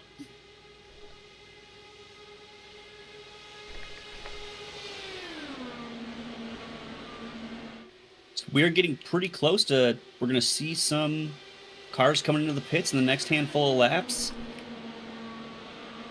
Though we have seen the leaders trade a bit, so we might see the lead pack, maybe the lead 5, lead 6.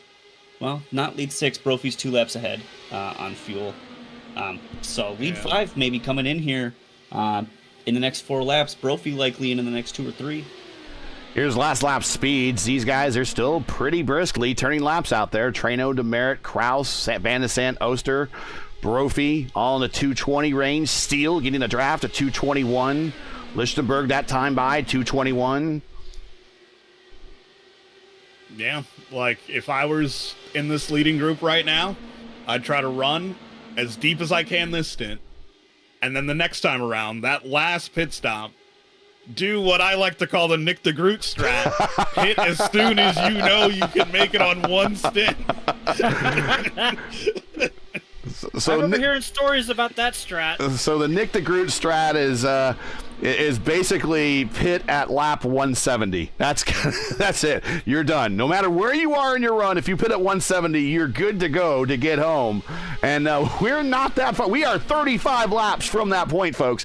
And Trano, Demerit, Kraus, Alex Van de Sant, Oster, they are all 28 laps into their run. Brophy, 30 laps into his run. So we expect Brophy maybe get that turn here anytime. Although I imagine he's been saving quite a bit in his position there, kind of in the mid-pack of the top 10. Christian Seal, 28. Lichtenberg, 28. Pawlowski, 28. Robert Moleczka, 20. Everybody at 28 laps. They've been pushing pretty hard this entire time. Well, I wouldn't say pushing pretty hard, but I'm looking at these speeds. They're not really saving, so they are probably looking at their next stop to be any time here very, very soon. And then they're really setting it up for that last stop to be right around 170. Exactly. Everyone's coming around with a real solid look at 2 stops left to go. There's not the strategy that, Van de Sant was on really got shaken up. Everyone who was trying to push those 33, 34, 35 for Van de Sant laps every single time, those 2 cautions really threw that to the wall, and everyone is pushing, but you can't push it too much. So it's going to get really interesting. Folks aren't really fighting this stint, but when we're after this next pit stop, I would expect folks to, you're trying to set up for that last stint. What are you going to be able to do? Where are you going to come out with the field? Moleczka with the purple lap set a while ago, 2:24.3. There you see everyone's best lap there on the tree.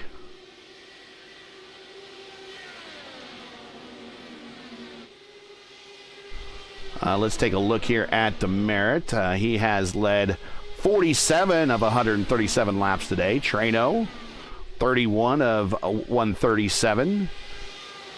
Bill Kraus has led 10. Alex Van de Sant has led 35. Jacob Oster has led 7. Brophy has led 6. And Christian Steele is the first car in that group who has not got a chance to lead any circuits around here. He is back in 7th spot. And here's a key number right here. Robert Moleczka, 0 laps led. Don't see that too often. But you know what? It doesn't really matter if you lead 0 laps at this point. If you lead 1 lap, it's the closing lap, and we've seen him there all the time. You only need to cross that yard of bricks first 1 time. It's that 200th lap that counts. Everything else is a setup for that final run. Dan Weldon, 2011. I was there at turn 1. It was awesome. And I was in turn 4, and I asked myself, what is J.R. Hildebrand doing? Yeah.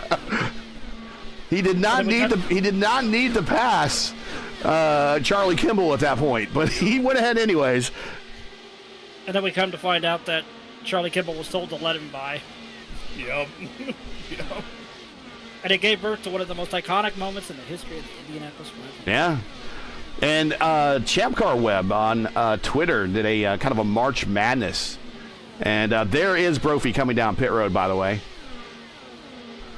And he did a tournament of other IndyCar races against our other 500 races against each other, and that one won. I was rather surprised. I think a lot of it has to do with a lot of the younger fan base that would be on Twitter really remember that race very, very fondly. For me, that's not the race I would have picked. But again, showing my age a little bit. But 2006 was a lot of fun. But I mean, going back to the original shootout that really ushered in the era of close finishes here at Indianapolis. Leaders in the pits? Yep, and we can't really turn away from that 82 500 between John Cock and Rick Mears. Call it out. Yeah, there have been so many great editions of this race. And your first is always going to be at the top of your list. The first great 500 you watch. I saw a ton of smoke entering pit road, so I don't know if we're watching. locked them apart. We're watching Trano right now. Up on the jacks, down, and he's down the way, and Demerit's down the way. So no issues on pit road with speed for those two. Yeah, Crane locking up as well, but getting away without... Here comes Alex. Oh! That was a slide past. Alex, let's see what happens when he hits his spot. Right with him is Phil Kraus.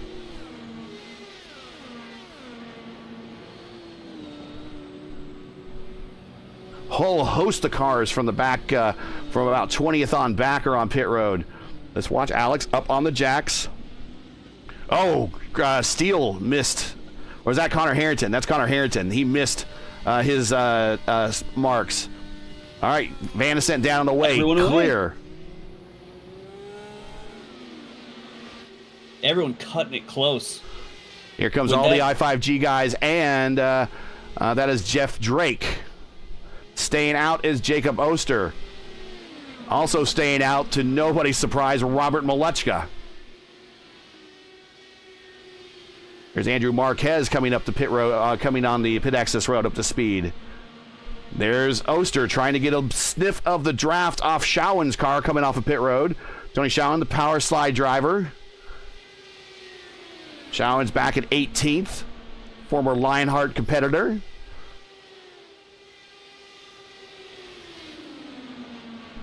Heater now in front of Oster. Oster coming to pit road. Here comes Robert Malechka to pit road. Ooh, Malechka ate up a lot of free space there coming to the cones. Jerks the steering wheel a little bit. Coming down to their spots. Still Malechka pulling those extra little laps out. That'll pay off at the end. If it stays green, they can spend just a slightly amount. Oh! Jacob Oster missed his marks. No. He had to back up, so he's going to lose a position to Malechka for sure.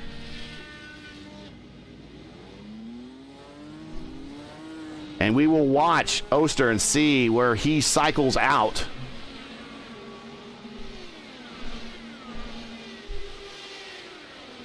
There's one spot. There's two spots. There's three spots. Lost three spots.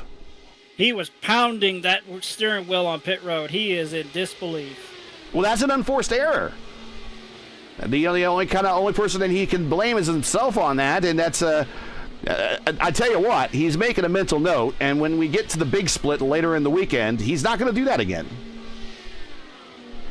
Well, racing's fine margins, especially coming down to that pit lane. When you're moving at such a slow speed, if you can, get that extra few inches before you hit the brakes and get in there, you're going to go for it every time, right? That's racing. So it's going to make that mental note, but certainly I don't think Oster's going to back off that much from pushing it. Might just practice it a bit more.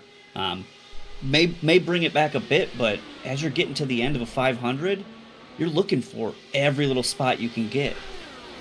Well, let's talk about how physically hard it is to really stop at these cars in the sim and for real. For real, they use very tiny brake discs. Very tiny, and the reason they're tiny is that they want as the clearances and the tolerances as close as possible, so there's not any drag there with any heavy parts or larger parts than they need to be. So often these drivers in the real IndyCar racing have to kind of warm the brakes up a little bit just to come to pit road. They don't necessarily have to do that here in iRacing in the IR18, but they do have what would be smaller brake discs, which they would normally have on the road course cars when they drive these things in road course configuration. So coming to pit road, they don't have as much braking power as they're normally used to on the road course.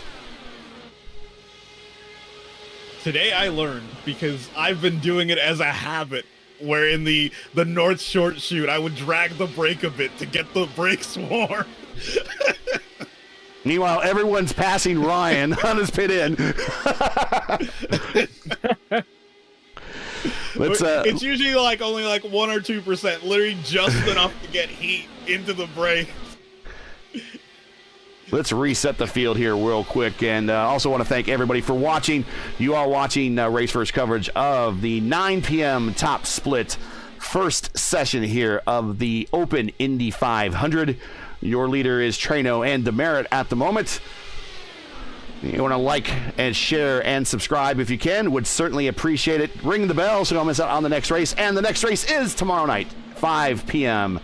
Eastern Time, the fixed Indy 500, and that will wrap up our dual Indy 500 coverage this weekend.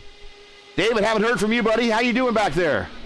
Well, right now, looks like we got a guest in the broadcast booth stopping by, Nicholas Sudik, and a few other things to note that I've been keeping track of as the race has gone on. One in particular, we talk about James Holzer.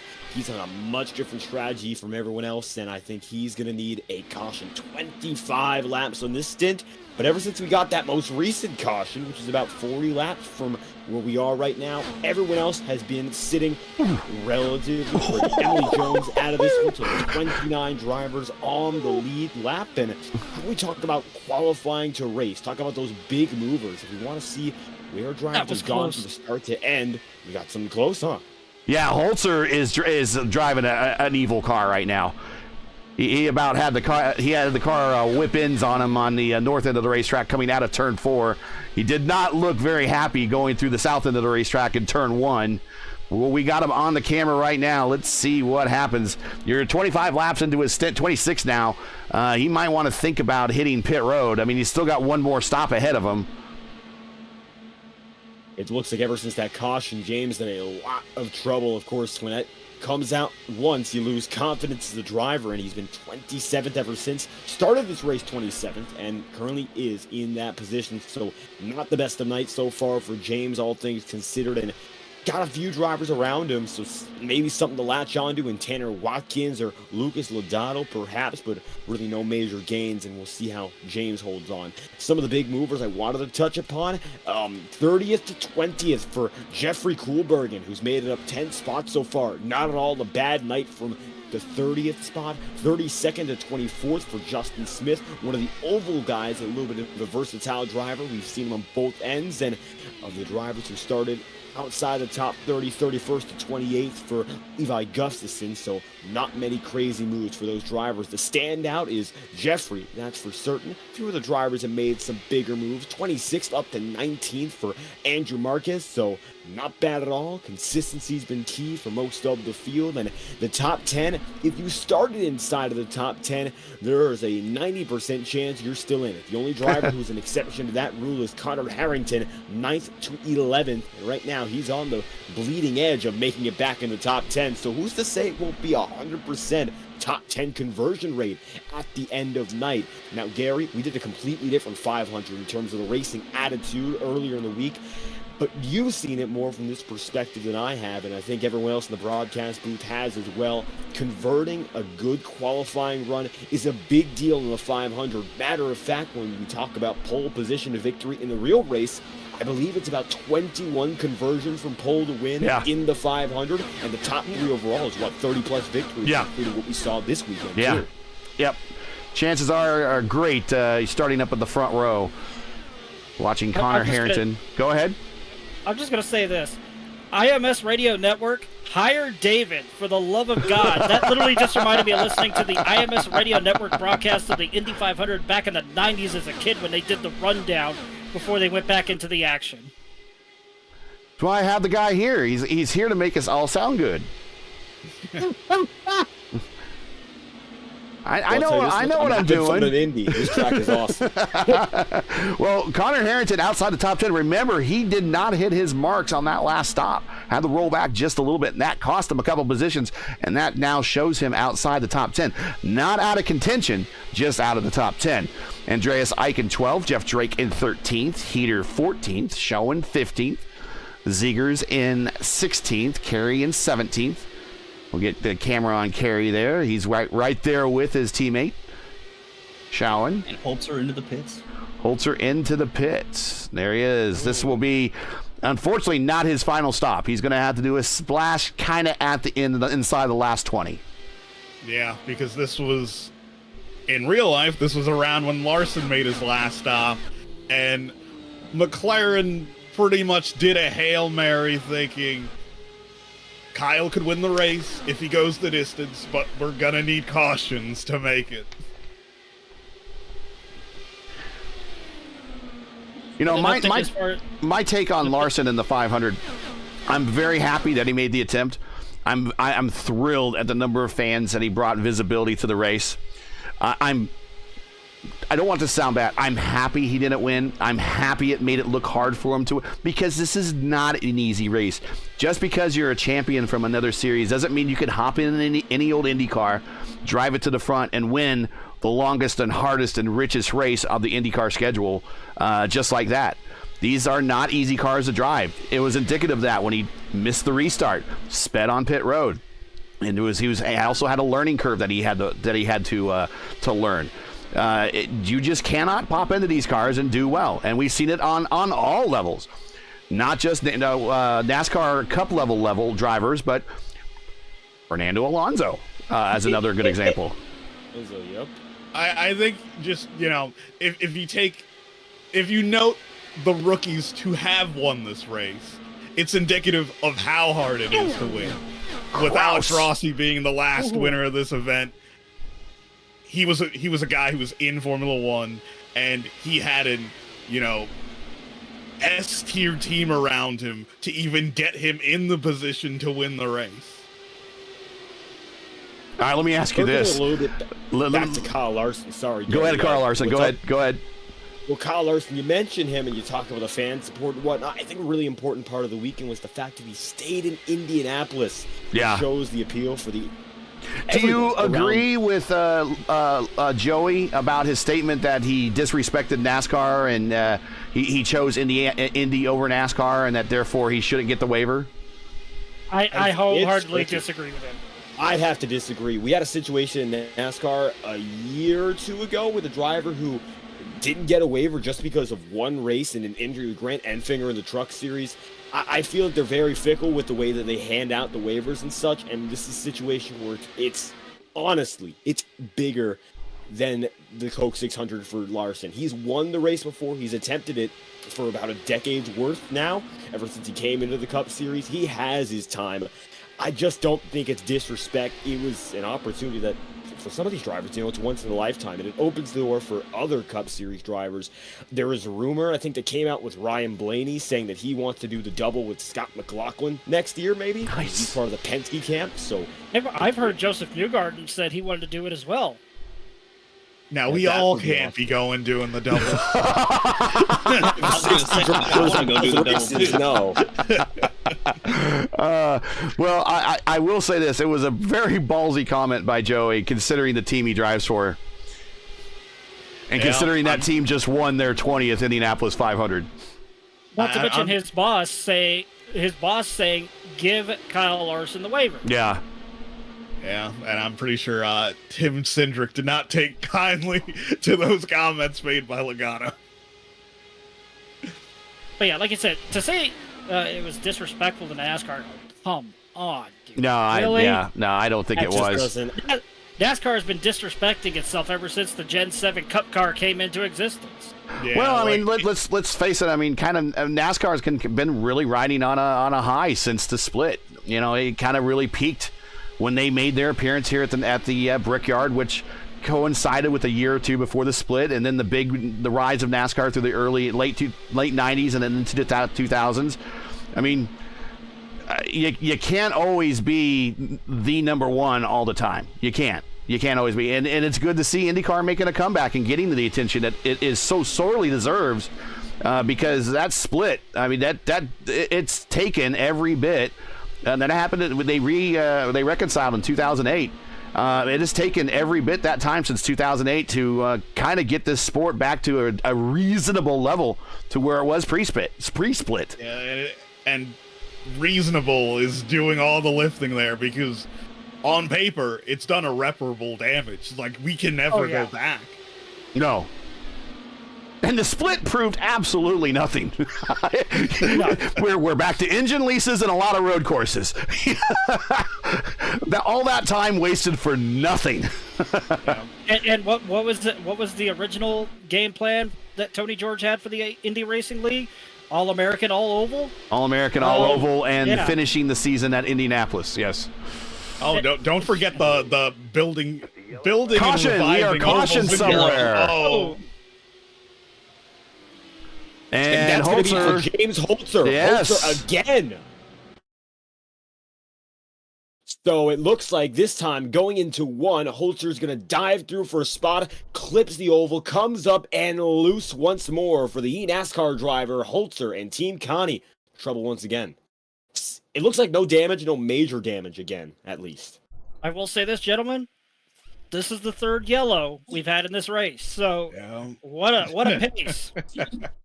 You know what? I got to chime in here. Hey, Nick Sudik. Hi, guys.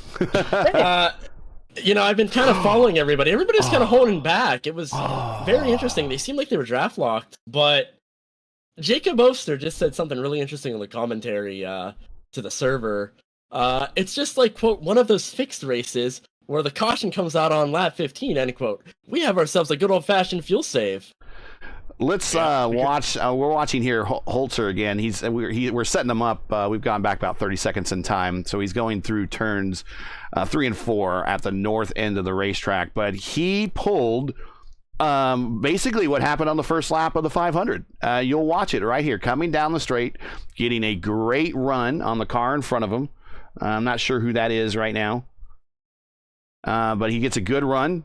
There we see the lights on his dash go blue, so he's in the passing gear. He's in 6, goes to the inside, gets the good slipstream pass.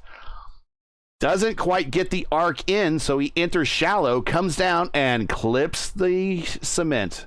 Just like we saw at the start of Indy 500, and just like what caught Ericsson in turn 4, which really ended his best hope for the month early in practice there. So once again, clipping the concrete is, we like to have a saying here on the program, apron bad. Well, I think we might want to add to that concrete bad.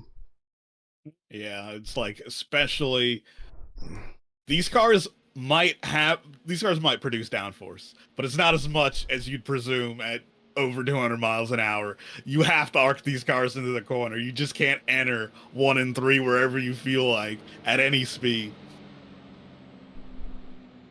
We only had 2 staying out.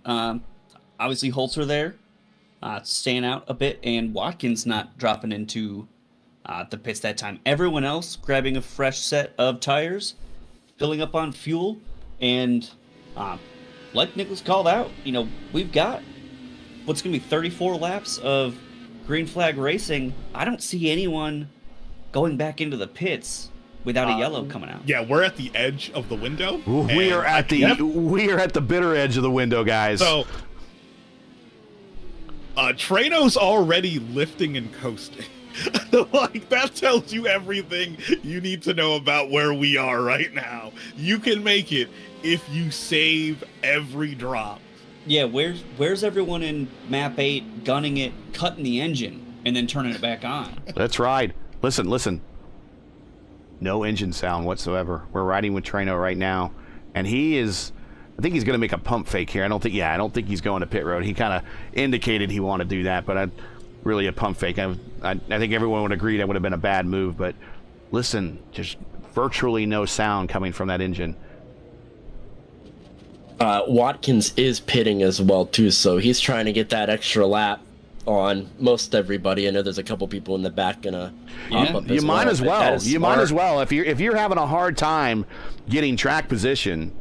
And let's say you're back in 15th, Carey, Watkins, Pawlowski, Russell, Crane, somewhere back in there. I would come to pit road and top off. You have nothing to lose. You're right at the extreme window, and we're at 35 laps, and we've only seen a couple drivers do 35 laps.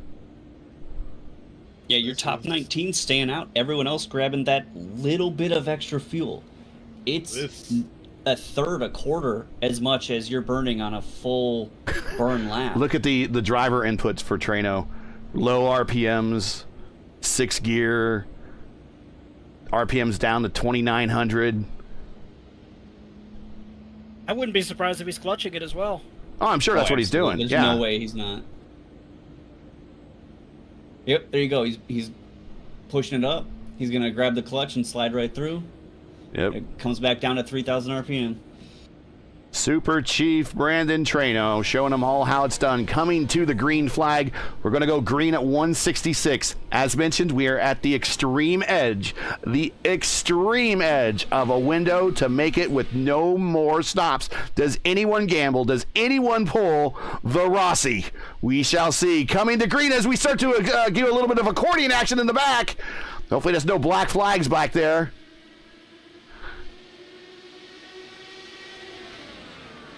That's the one thing about Indianapolis here is the bottleneck up on the restarts. It can be so sketchy to the point that you almost get run into the back from the guy. With the smoke there, you see him out 3 wide and even 4 almost. Whoa.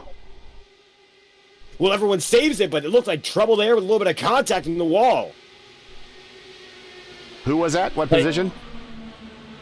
It looked to be around 16 with Tony Schoen and company. There's still 2 by 2 here. You got to remember, at this point, if you are in the front right now, geez, look at this. You don't want to lead. Look at this. Look, we're going You to see go 4 everybody wide. making moves? We're going to go 4 wide. We're going to go 4 wide. Here comes Christian Steele. Steele 4 wide down to the bottom. I5G's not going to bundle it. No, they're not. They're going to go 3 wide, 2 rows deep, just like a parade lap here in Indianapolis.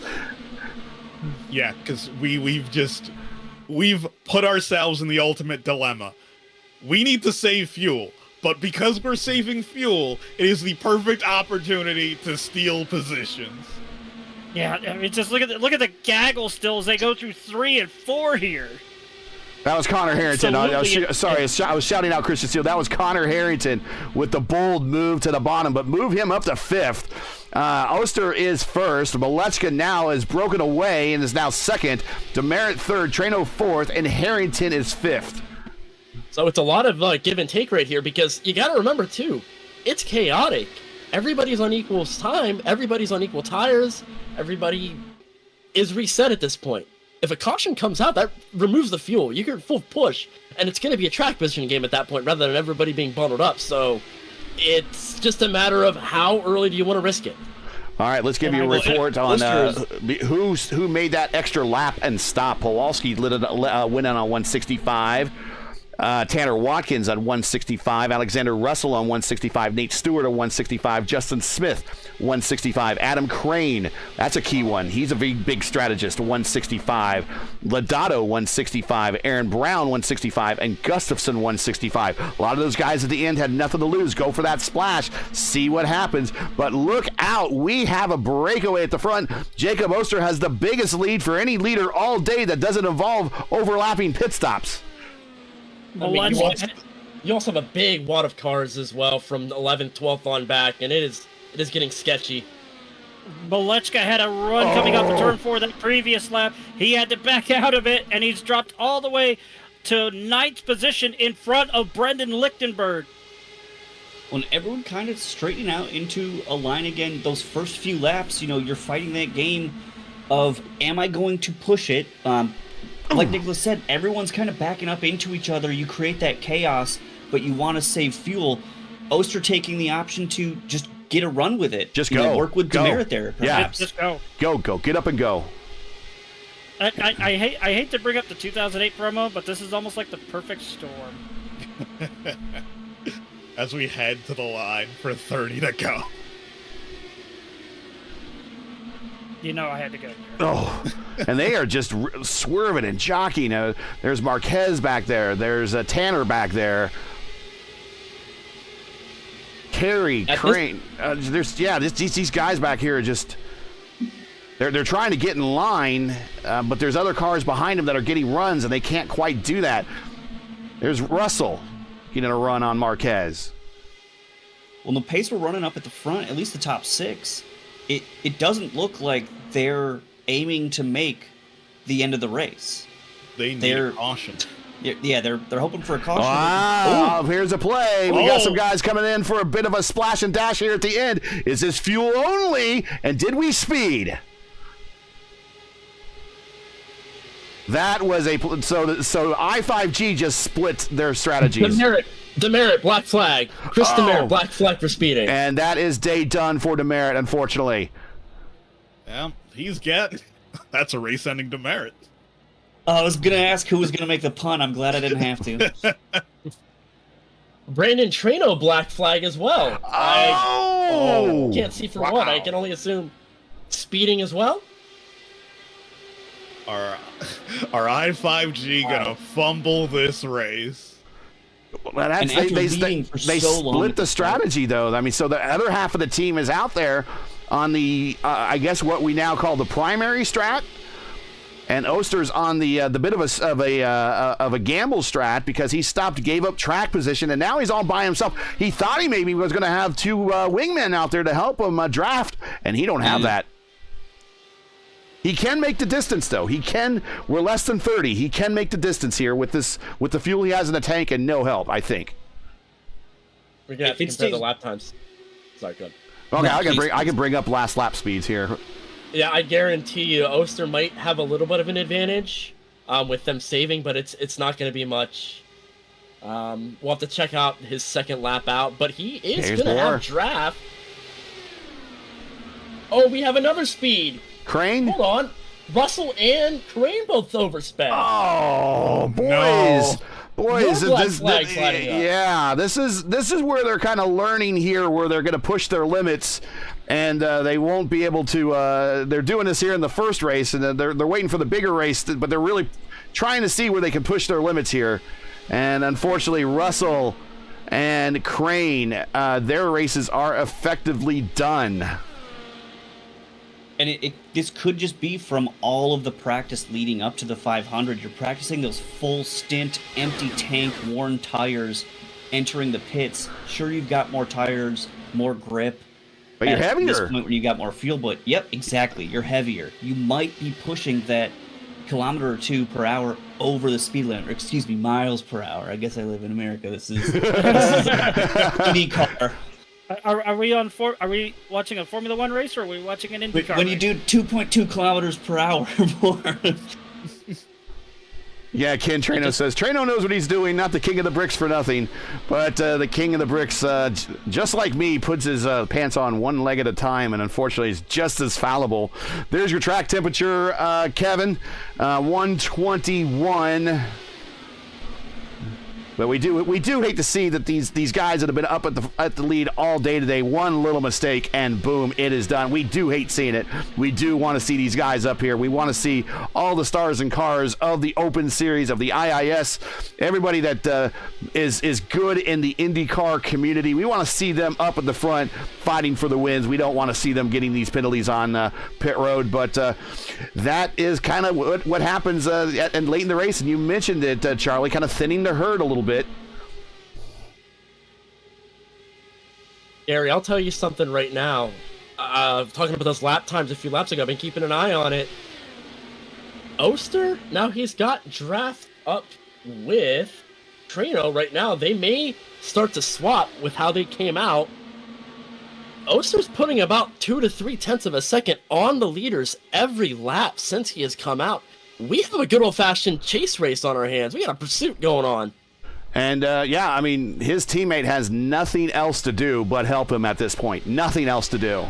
So that is Trano's primary mission at this point, is to help his teammate turn as fast as laps and to save as much of that car as possible. So when these stops do happen in the closing stages of this race, that this car is ready to go and challenge for the lead.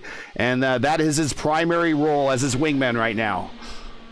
And to add to the whole Oster and the chase race thing, it's a high-speed chase, but it's not in L.A., it's in Indianapolis. No white Broncos out here on the track right now. Oh, Tanner Watkins, a little weaving on the backstretch there. Thought he was clear, not clear. Now he is clear. Daniel Ziegers in the pits has a broken right front.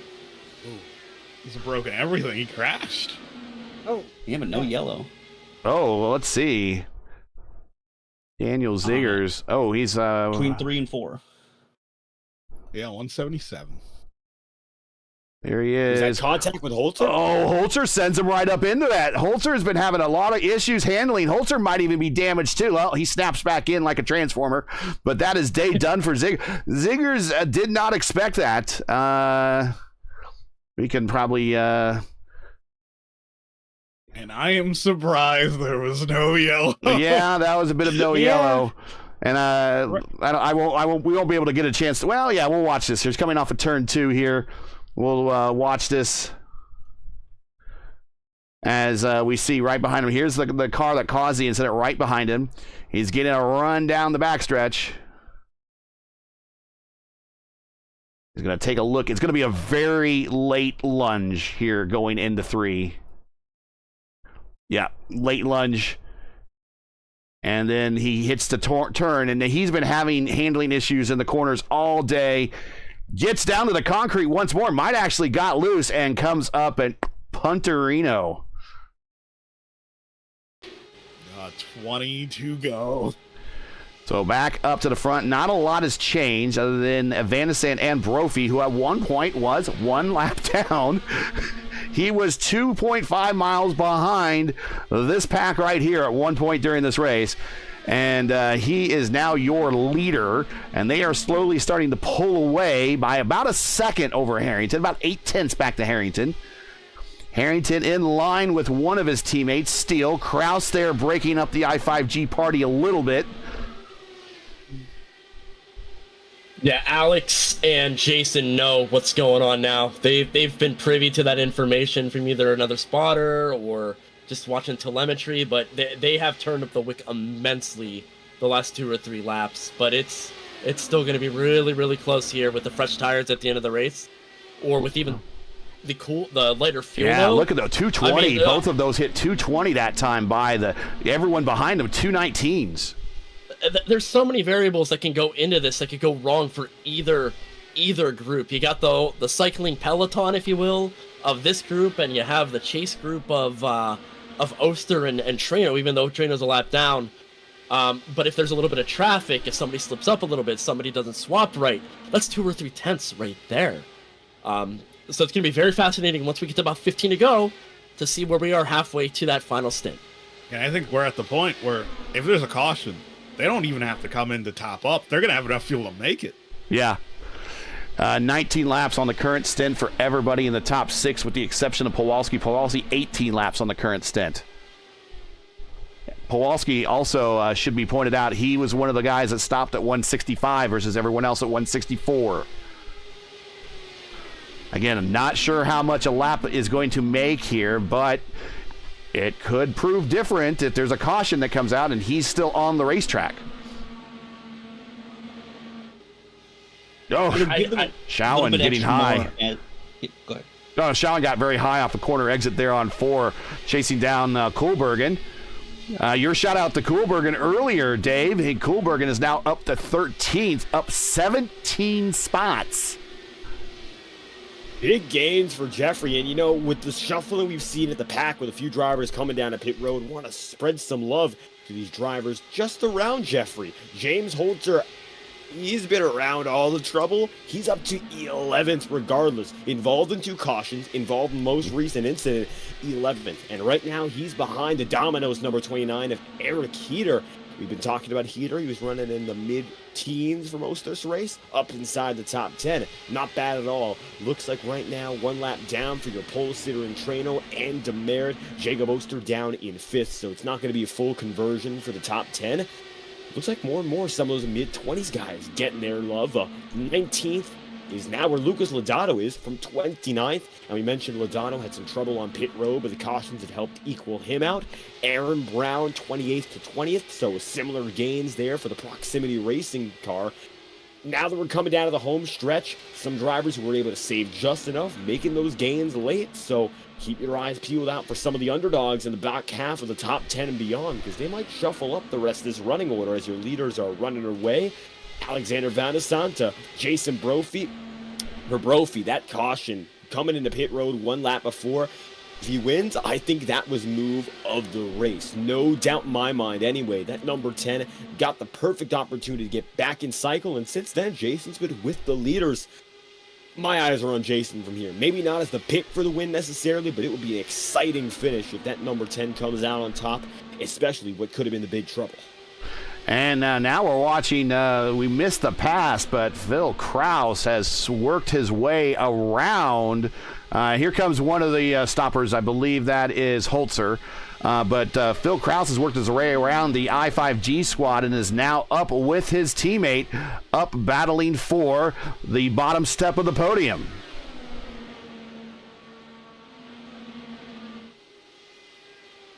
I think Connor Harrington is getting into fuel save mode because he's starting to drop back. He just got passed by Christian I believe that's Steele, as well as Brendan Lichtenberg on that previous lap.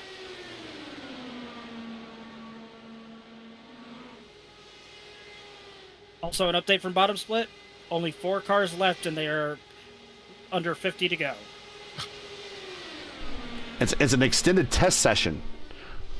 That's pretty much what it is. Nick Sudik says, this is tense. It is. I want to thank everybody for joining us. We got a lot of people watching. Thank you very much for making us a part of your Friday night as we are getting into the wee hours, approaching the early morning hours of Saturday now, and we still have a fixed race that's going to kick off at 1 a.m., but not before we are done here with the open top split 9 o'clock p.m. race. And we see some drivers coming to pit road a little bit further down. That's Koolbergen coming down pit road for his final stop.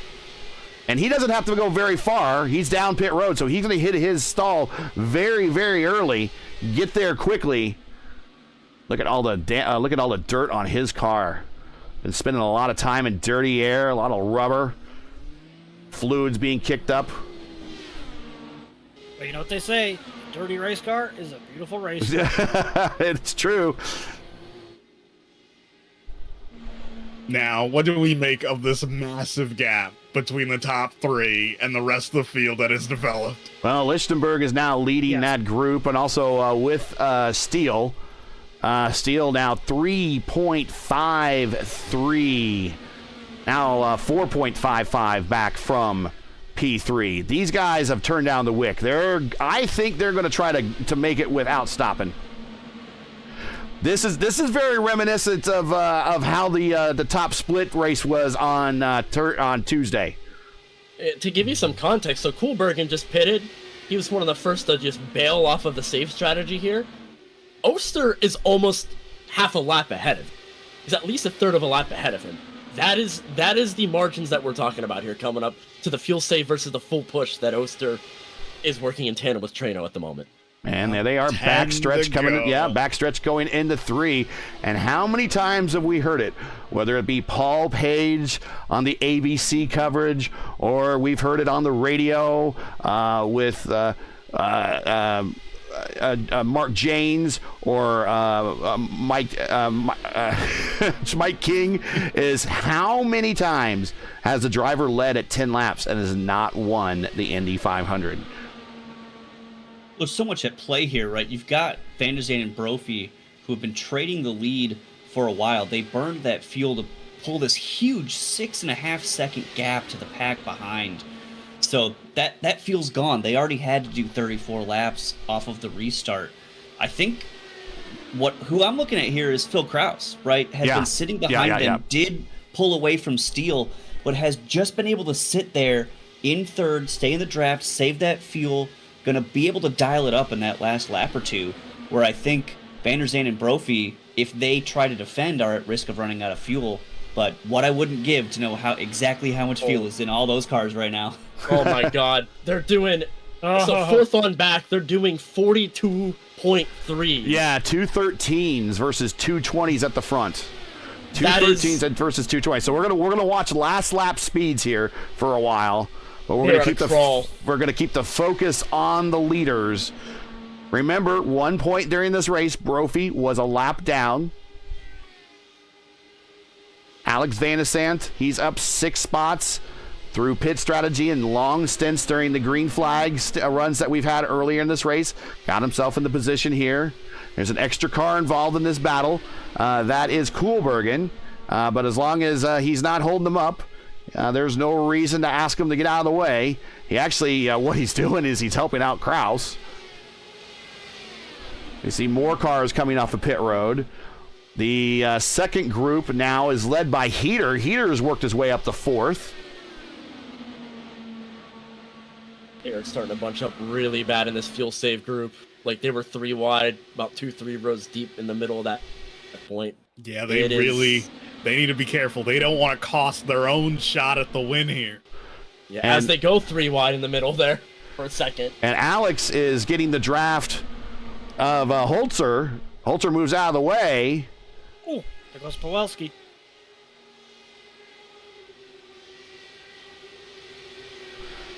Yeah, you lead. No, by all means, you lead, sir. No, please, after you. Oh, Poralski in the wall. Cody's the showman showing his way towards the front to try and get around these guys. It looks like it's off in the wall. Brophy's called it in. Brophy and Van de Zandt's pitting. And here's where the game is played at its best. Well, Kraus again just sitting there, saving that fuel. 31 just laps. Able to sit behind everyone. 31 laps. And getting to the end would be at that 35, 36. Can he do this? Van de Zandt and Brophy, rolling those dice, hoping for that yellow blown away. They are done.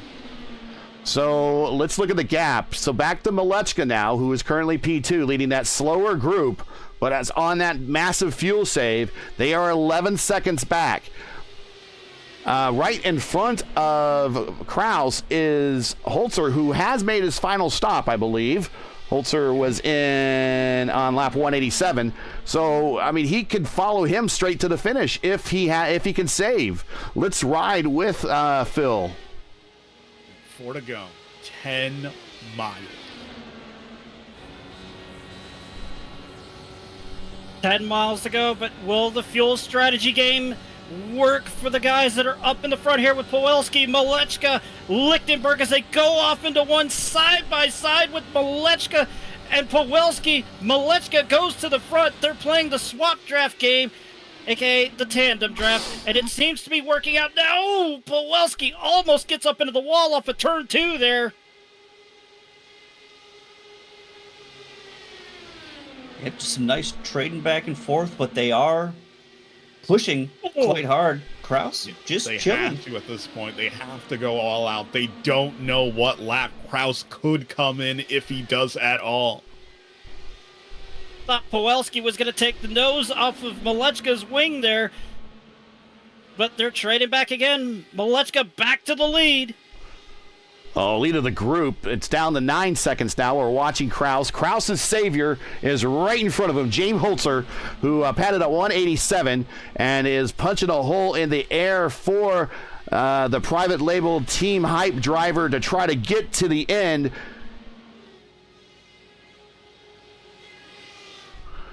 Coming to 2 to go. Boy, this really, really feels like 2016. Really feels like 2016. You can almost hear it on the radio. Clutch and coast, clutch and coast. More power, more power. 8 seconds back to Pawelski now. Here comes, this is Tanner Watkins, who is good to go, and he's just going to pass this group. He's clear of them. Like they weren't even there. Kraus going to happily let anyone roll by. The gap is so large. Malechka making time up. It is now 7.5 seconds back. But with coming into this and Kraus pulling out and passing. He's on full throttle. He says, I've waited enough.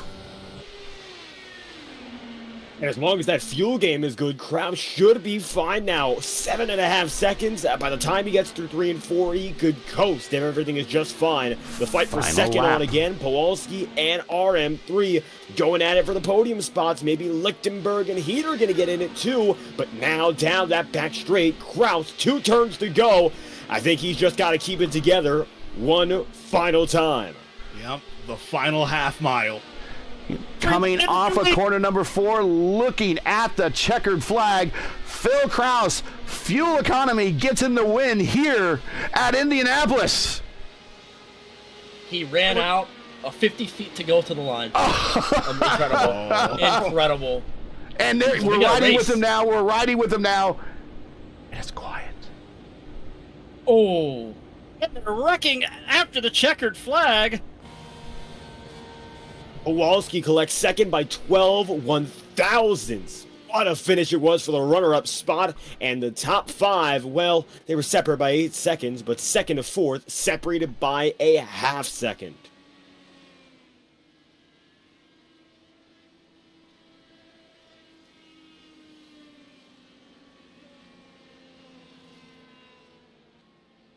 All right, let's clear off some of these graphics here, and we will One final update from bottom split. 2 cars are left. They don't call the Indy 500 an attrition race for nothing.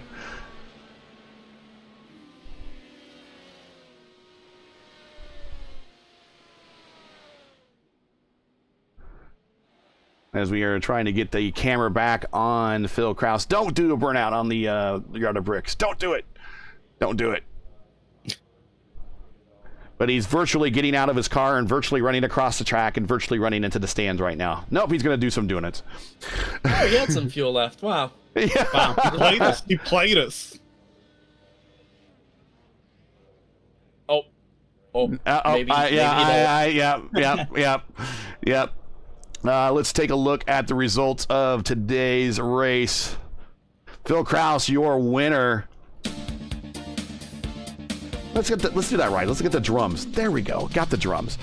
Philip Kraus is your winner. Matt Powalski, great finish for him. Up 9 spots, P2 to start his Indy 500 weekend. Robert Malechka, the fall to the back to come back to the front, kind of worked. Got him to P3, and I think that's probably mildly good for him, but I think he would want a little bit more for later in the weekend. Brendan Lichtenberg, P4. Heater, one of the ringers from the stock car ranks, coming in here in 5th. Andreas Ike. I want to be like Ike because he finished 6th. Jeff Drake, 7th. Jeff Drake just hanging around the bottom portion of the top 10 all day. Comes home 7th. Brian Carey, 8th. Nate Stewart, one of the ringers, in 9th. Connor Harrington in 10th. Seb Alexander, good race for him. I'm glad he got to the finish. Normally, as I said about Seb in the fast, if he doesn't have any bad luck, he has no luck at all. Well, good luck was with him today. The IAR car, only one in the field, comes home 11th. Aaron Brown, 12th. Levi Gustafson, 13th. Marquez very quietly pilots his 13 up to 14th. Christian Steele, 15th. Lucas Lodato doing the double today in the IIS and here in the Open 500, 16th. Jacob Oster, 17th. So that strategy didn't quite pay off for Jacob there at the end. Alex Van de Sande and Brophy, same thing. Had the pit late, finished 18th and 9th. Koolbergen, 20th. Tanner Watkins, 21st. Holzer, 22nd. Holzer, I think, is the big friend of Kraus. Kraus might need to buy this guy something. I don't know. iRacing credits, something. I don't know. But he definitely helped him down the stretch, save some fuel. Holzer, 22nd. Tony Shalin, 23rd. Justin Smith, 24th. Trano, not the result he really wanted, but Super Chief brings her home, 25th. Chris DeMeritt, 26th. Russell, 27th. Crane, 28th. Ziggers, 29th. Emily Jones in 30th. And we had a lot of cars running here at the end. There wasn't a lot of attrition here, even though we had a number of cautions.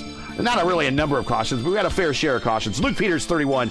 Buchanan, 32nd. And Benefil, in 33rd. That's your 33 car field here, as my overlay is not giving me the right race name or series name. Oh, well.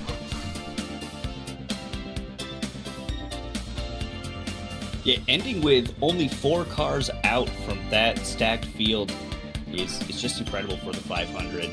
And to see those 37 lap runs at the end from the likes of Kraus, Malechka, Lichtenberg, Heater, what a run to the finish. Yeah, it's just one of those things. You never know what could happen at Indy, and if there wasn't that lap car there, you're probably not saving enough fuel to make it across the bricks on lap 200. We will find out how much of a role that lap car possibly played in the finish of this. We need to bring up Robert Malechka here very shortly, but I just need to queue up some replays, and we will bring him up into the booth. It's a tough job being a commentary and producer at the same time. Some of these bigger operations, they have separate producers. Not here. We have to do everything ourselves. Here we go.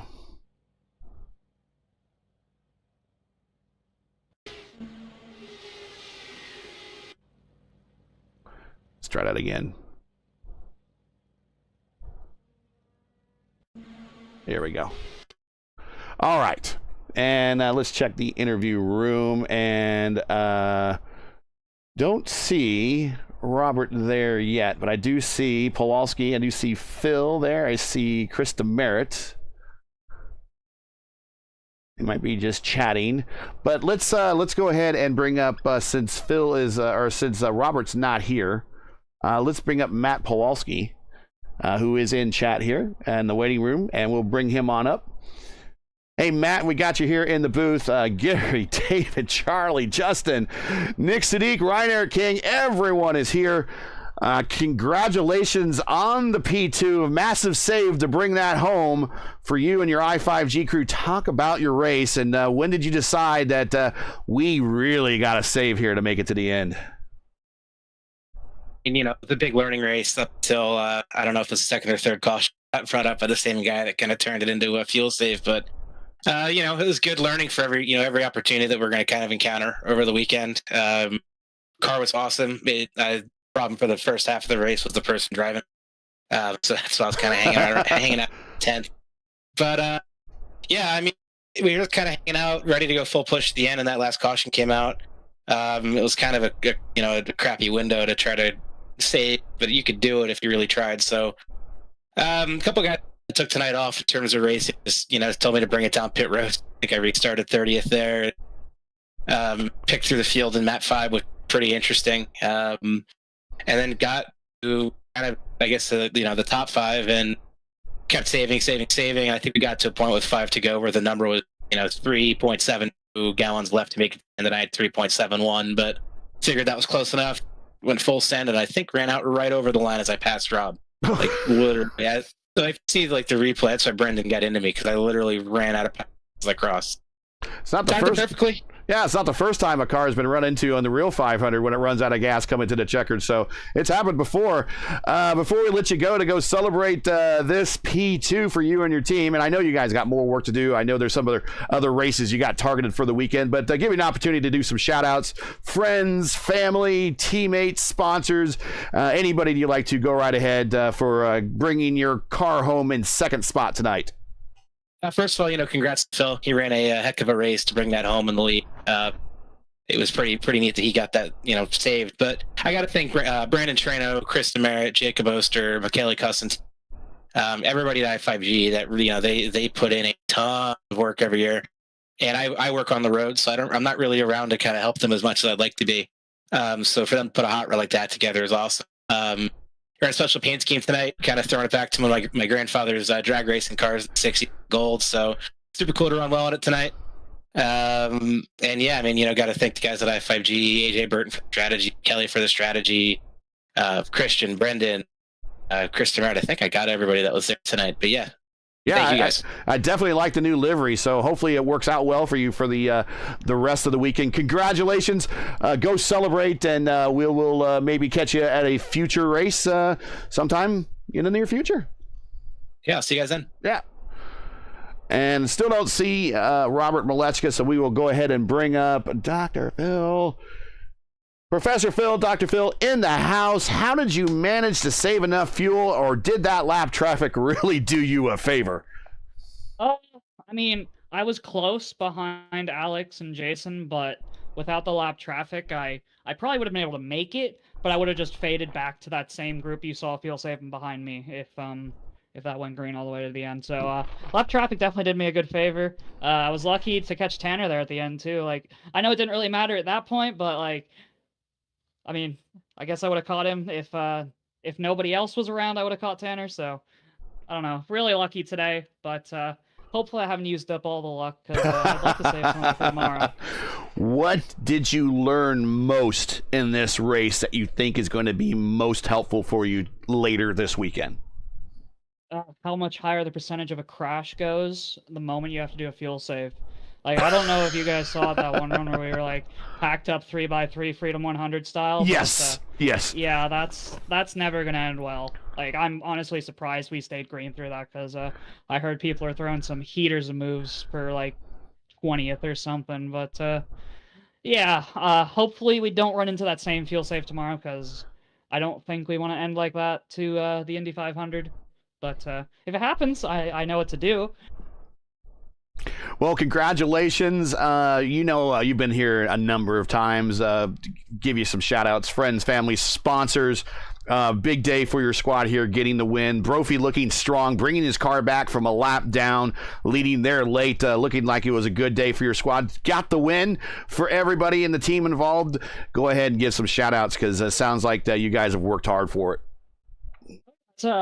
Speaking of luck, Jason might have used all his too because he was trapped a lap down. He pit right, like he got his wave around on that one yellow, and then right as he drove down pit road, boom, yellow flag, Jason Brophy straight to the front. So hopefully he hasn't used up all his luck too. But yeah, as you said, Gary, shout out to all the private label team hype, team talent guys. We've put in so much work into Indianapolis this year. Like honestly, this is probably the most work we've ever put into a race car. I mean, we put a lot of work into the Q car too. I was telling Arjuna earlier, but this is the most work we put into a car since I've joined the team. And hopefully it pays dividends. Well, congratulations. Go celebrate the win, and hopefully we'll get you ready for the bigger race later this weekend. Yep. Cheers, Gary, and thank you for putting on the show as always. No problem. Our pleasure. We got Chris Demerit here. We can bring up Chris. He finished 26th tonight. Not exactly where he wanted to be. We'll bring him on up here in the post-race show. Chris Demerit in the booth. We saw you down there waiting. We thought we might bring you up. Came home 26th, not exactly where you wanted to be. Got caught speeding on pit road and kind of changed the outlook of this race for the remainder of it. What happened? Yeah, I saw that fuel save at the end, and I was absolutely did not want to do it. And then we sped under pit lanes. That was basically it. I mean, I would have finished a few spots ahead, but yeah, everyone made the fuel save work anyway. As I was asking Phil and some of the other guys that we saw in the Indy Fixed or in the Indy Oval Series race on Tuesday in Top Split, what did you learn here today that you could take to you with the bigger open race later in the weekend? I mean, there was just a lot of learning about how the car is going to handle with everyone going full out behind like one or two cars. I mean, I got a good handle on swap drafting with Trino, and we got that down pretty well. Yeah, it's just getting time in the car basically. But the car feels really good, so I'm looking forward to it. All right, well, 26th, but kind of the warm-up, as we called this. So he's got a little bit more to do for the later races this weekend. But I think you guys got a good plan. Any shout-outs anyone want to say hi to before we let you go? Gotta say hi to my family back home, and a shout-out to IVG. You got it. We will catch you in a later race, and good luck later this weekend. Thank you. All right, guys, not all at once. Well, so we'll just go ahead and we'll start with Ryan, then we'll go Charlie, then we'll go David, and then we'll also hit Justin and Nick here. Final thoughts here at the Brickyard. Big fuel save, kind of reminiscent of 2016 a little bit there. Not quite, Rossi didn't quite have the extra help of a lap car there, which sounds like the lap car was a little bit of Phil Krause's savior. Go ahead, Ryan. It's one of those things that you can't really practice for, that you have to do a race. And at the start of this, I jokingly referred to this race as our carb day, our carb night classic. And this is one of the curveballs that, you got to keep your strategic brain in shape. And let's just say that a lot of people probably woke up when that last caution came out. Yeah, I think you nailed it, Ryan. It's all strategy. There were multiple strategies at play early on. We saw Van de Zand trying to push that long, seeing those long green stints. Yellows shook everything up, and then back to fuel saving right at the end with two different approaches to how to pull that off. David, first 500, man. At least the first open one here after having your first real one done last week. What'd you think?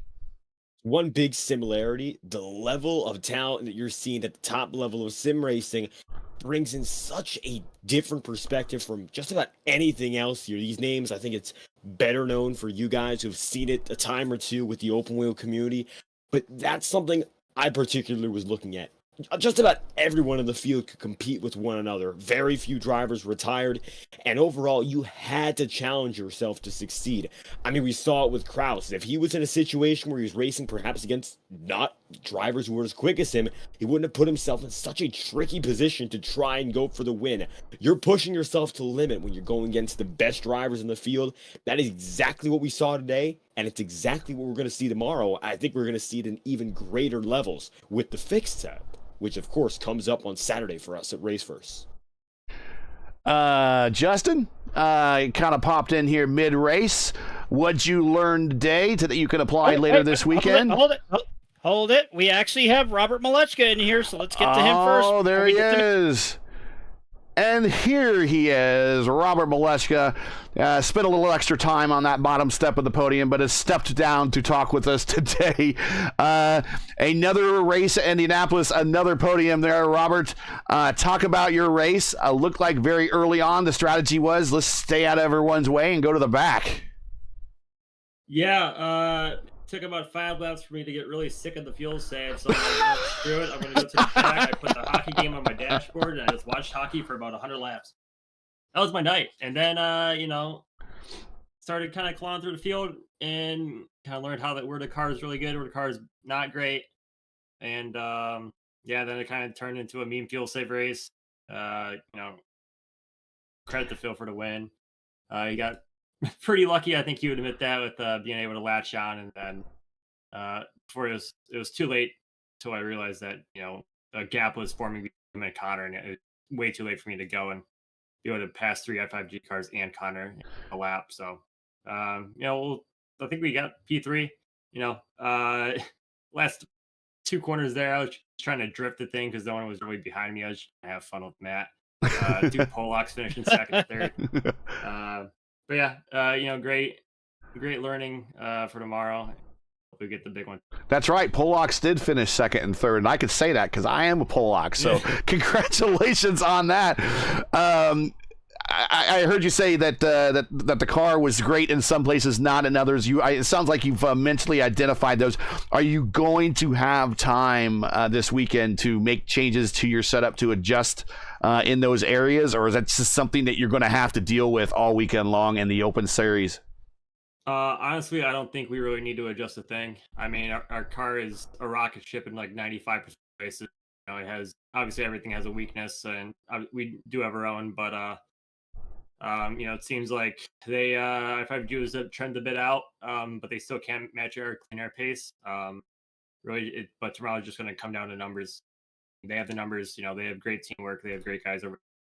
But we just gotta, as a smaller team compared to their 12 drivers, we just need to execute better than them and to have at least a good shot to win the thing.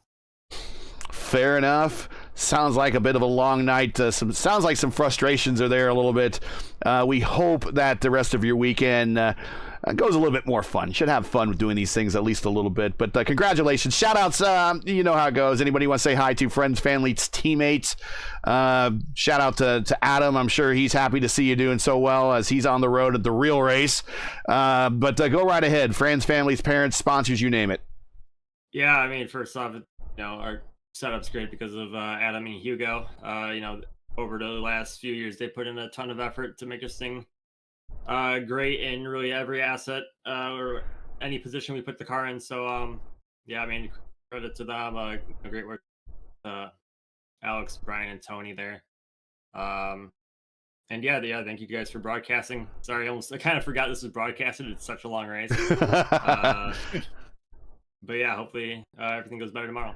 Well, are we going to see you in fixed on Saturday, possibly? So I have we have the 500 tomorrow, and then I have to drive to Chicago for a bachelor party. Oh, okay. I'm hoping to drive back in time. I will most likely be very hungover, but I will try to run fit. All right, so we'll have the worst from first challenge hungover by Robert Malechka. That we do Robert Malechka hangover watch come the top split for the fixed 500 that we'll cover on 5 p.m. on Saturday. Well, congratulations. We'll let you go, get some rest. I know you got some more work to do. Thanks for showing up. Thanks for popping in, and we'll catch you at a later date, I'm sure. Yep. Thank you guys. Take care. All right, Justin, final thoughts before we hand it off to Nick for final thoughts, and then mine, and then we will get on out of here because we are at the midnight hour, and we're about an hour away from the fixed top split starting off. We got a preview, as you would say, for what to expect tomorrow in the main show, the mother of all shows, the biggest SOF that you can imagine with the return of the iRacing Indy 500. Fuel strategy, we've seen how it's going to play out. As Robert said, it's going to probably turn into a meme race fuel strategy-wise, but that is such the case with the Opens Indy 500, the fixed Indy 500, heck, even at times the real-life Indy 500. Fuel strategy, well, pit strategy in general is just the name of the game of the 500. This is an attrition race, and the old saying goes, anything can happen, and anything will. So it's going to be interesting to see what happens tomorrow. As I know, I kind of didn't want to have to run it, but now I'm going to have to because, after seeing my end results from tonight, I'm hoping I get a good amount of luck during the summertime, especially when we start hitting the ovals in the IIS. All right, final thoughts there for Nick, if you're still around. Oh yeah, I'm here. I just taking it all in. It's great to have Indy back. A lot of programming across our platform. Race Spot, obviously doing the flagship coverage for the main events here. But every race is important, and that's something I want to just emphasize to anybody new, anybody who knows somebody that's doing this. This is an event, this spectacle in the sim racing world as much as it is in the real world, and it's beautiful to have it back. Whether you're first split, whether you're like me and just outside of the first split, second, third to 20th, 30th split, if it goes that far, it doesn't matter. Winning that Indy 500 in whatever race you are on this service is one of the most memorable things that you can have, and it's just finishing and being part of that race and being on that lap 200 is something magical to shoot for. So I implore you, try it out, give it a shot. If you haven't done a quality run, just give it a shot. You'll love it. It made me fall in love with iRacing, and it made me fall in love with the community, so it's good to have it back. Yeah, if you have iRacing, there's next to no barrier of entry. Unlike in real life, every car gets to make a show. Well put, gentlemen. Well, thank you very much, everybody, for their help tonight, for their expert analysis, for everything they added to the program. We don't get paid for this. I don't have money to pay you, but I really, really, really appreciate you guys sticking it out and being a part of this. It's been very important to me to have you here with me tonight. So thank you very much, guys. So that's it for tonight. Once again, your podium from tonight's Open Indy 500 top split. Phil Krause with the fuel save and the win. Matt Pawlowski eking out a P2 on the massive save there at the end for him and the group that he was leading. And Robert Molechka, in a very familiar spot on the podium here at Indianapolis, finishes third. Join myself and a whole host of others tomorrow night at 5 p.m. Eastern when we bring you the the fixed Indy 500.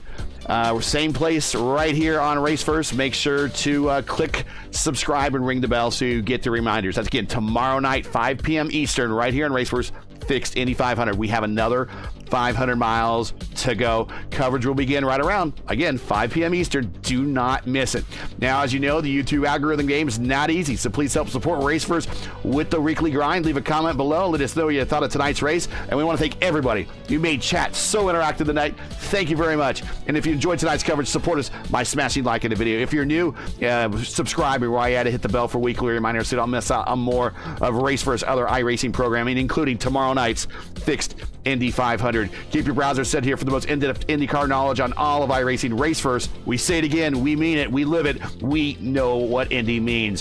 For business inquiries to learn more about RaceVerse and what we do, visit raceverse.com or follow us on Twitter. All of our handles are right here on the screen.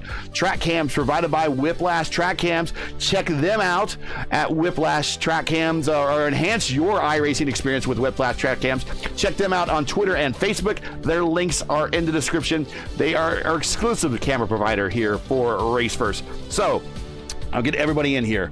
so I don't miss anybody. So for Charlie Sears, for David Kreutz, for Justin Petschauer, for Nicholas Sudik, for Ryan Erik King, I'm Gary Godsoe, saying to all, good night. Thanks for watching, and to all our men and women serving in the military and as first responders, Godspeed, God bless, and come home safe. Catch us again tomorrow night for the next race of the fixed Indy 500. Your winner tonight, Phil Kraus. Congratulations. We'll catch you later.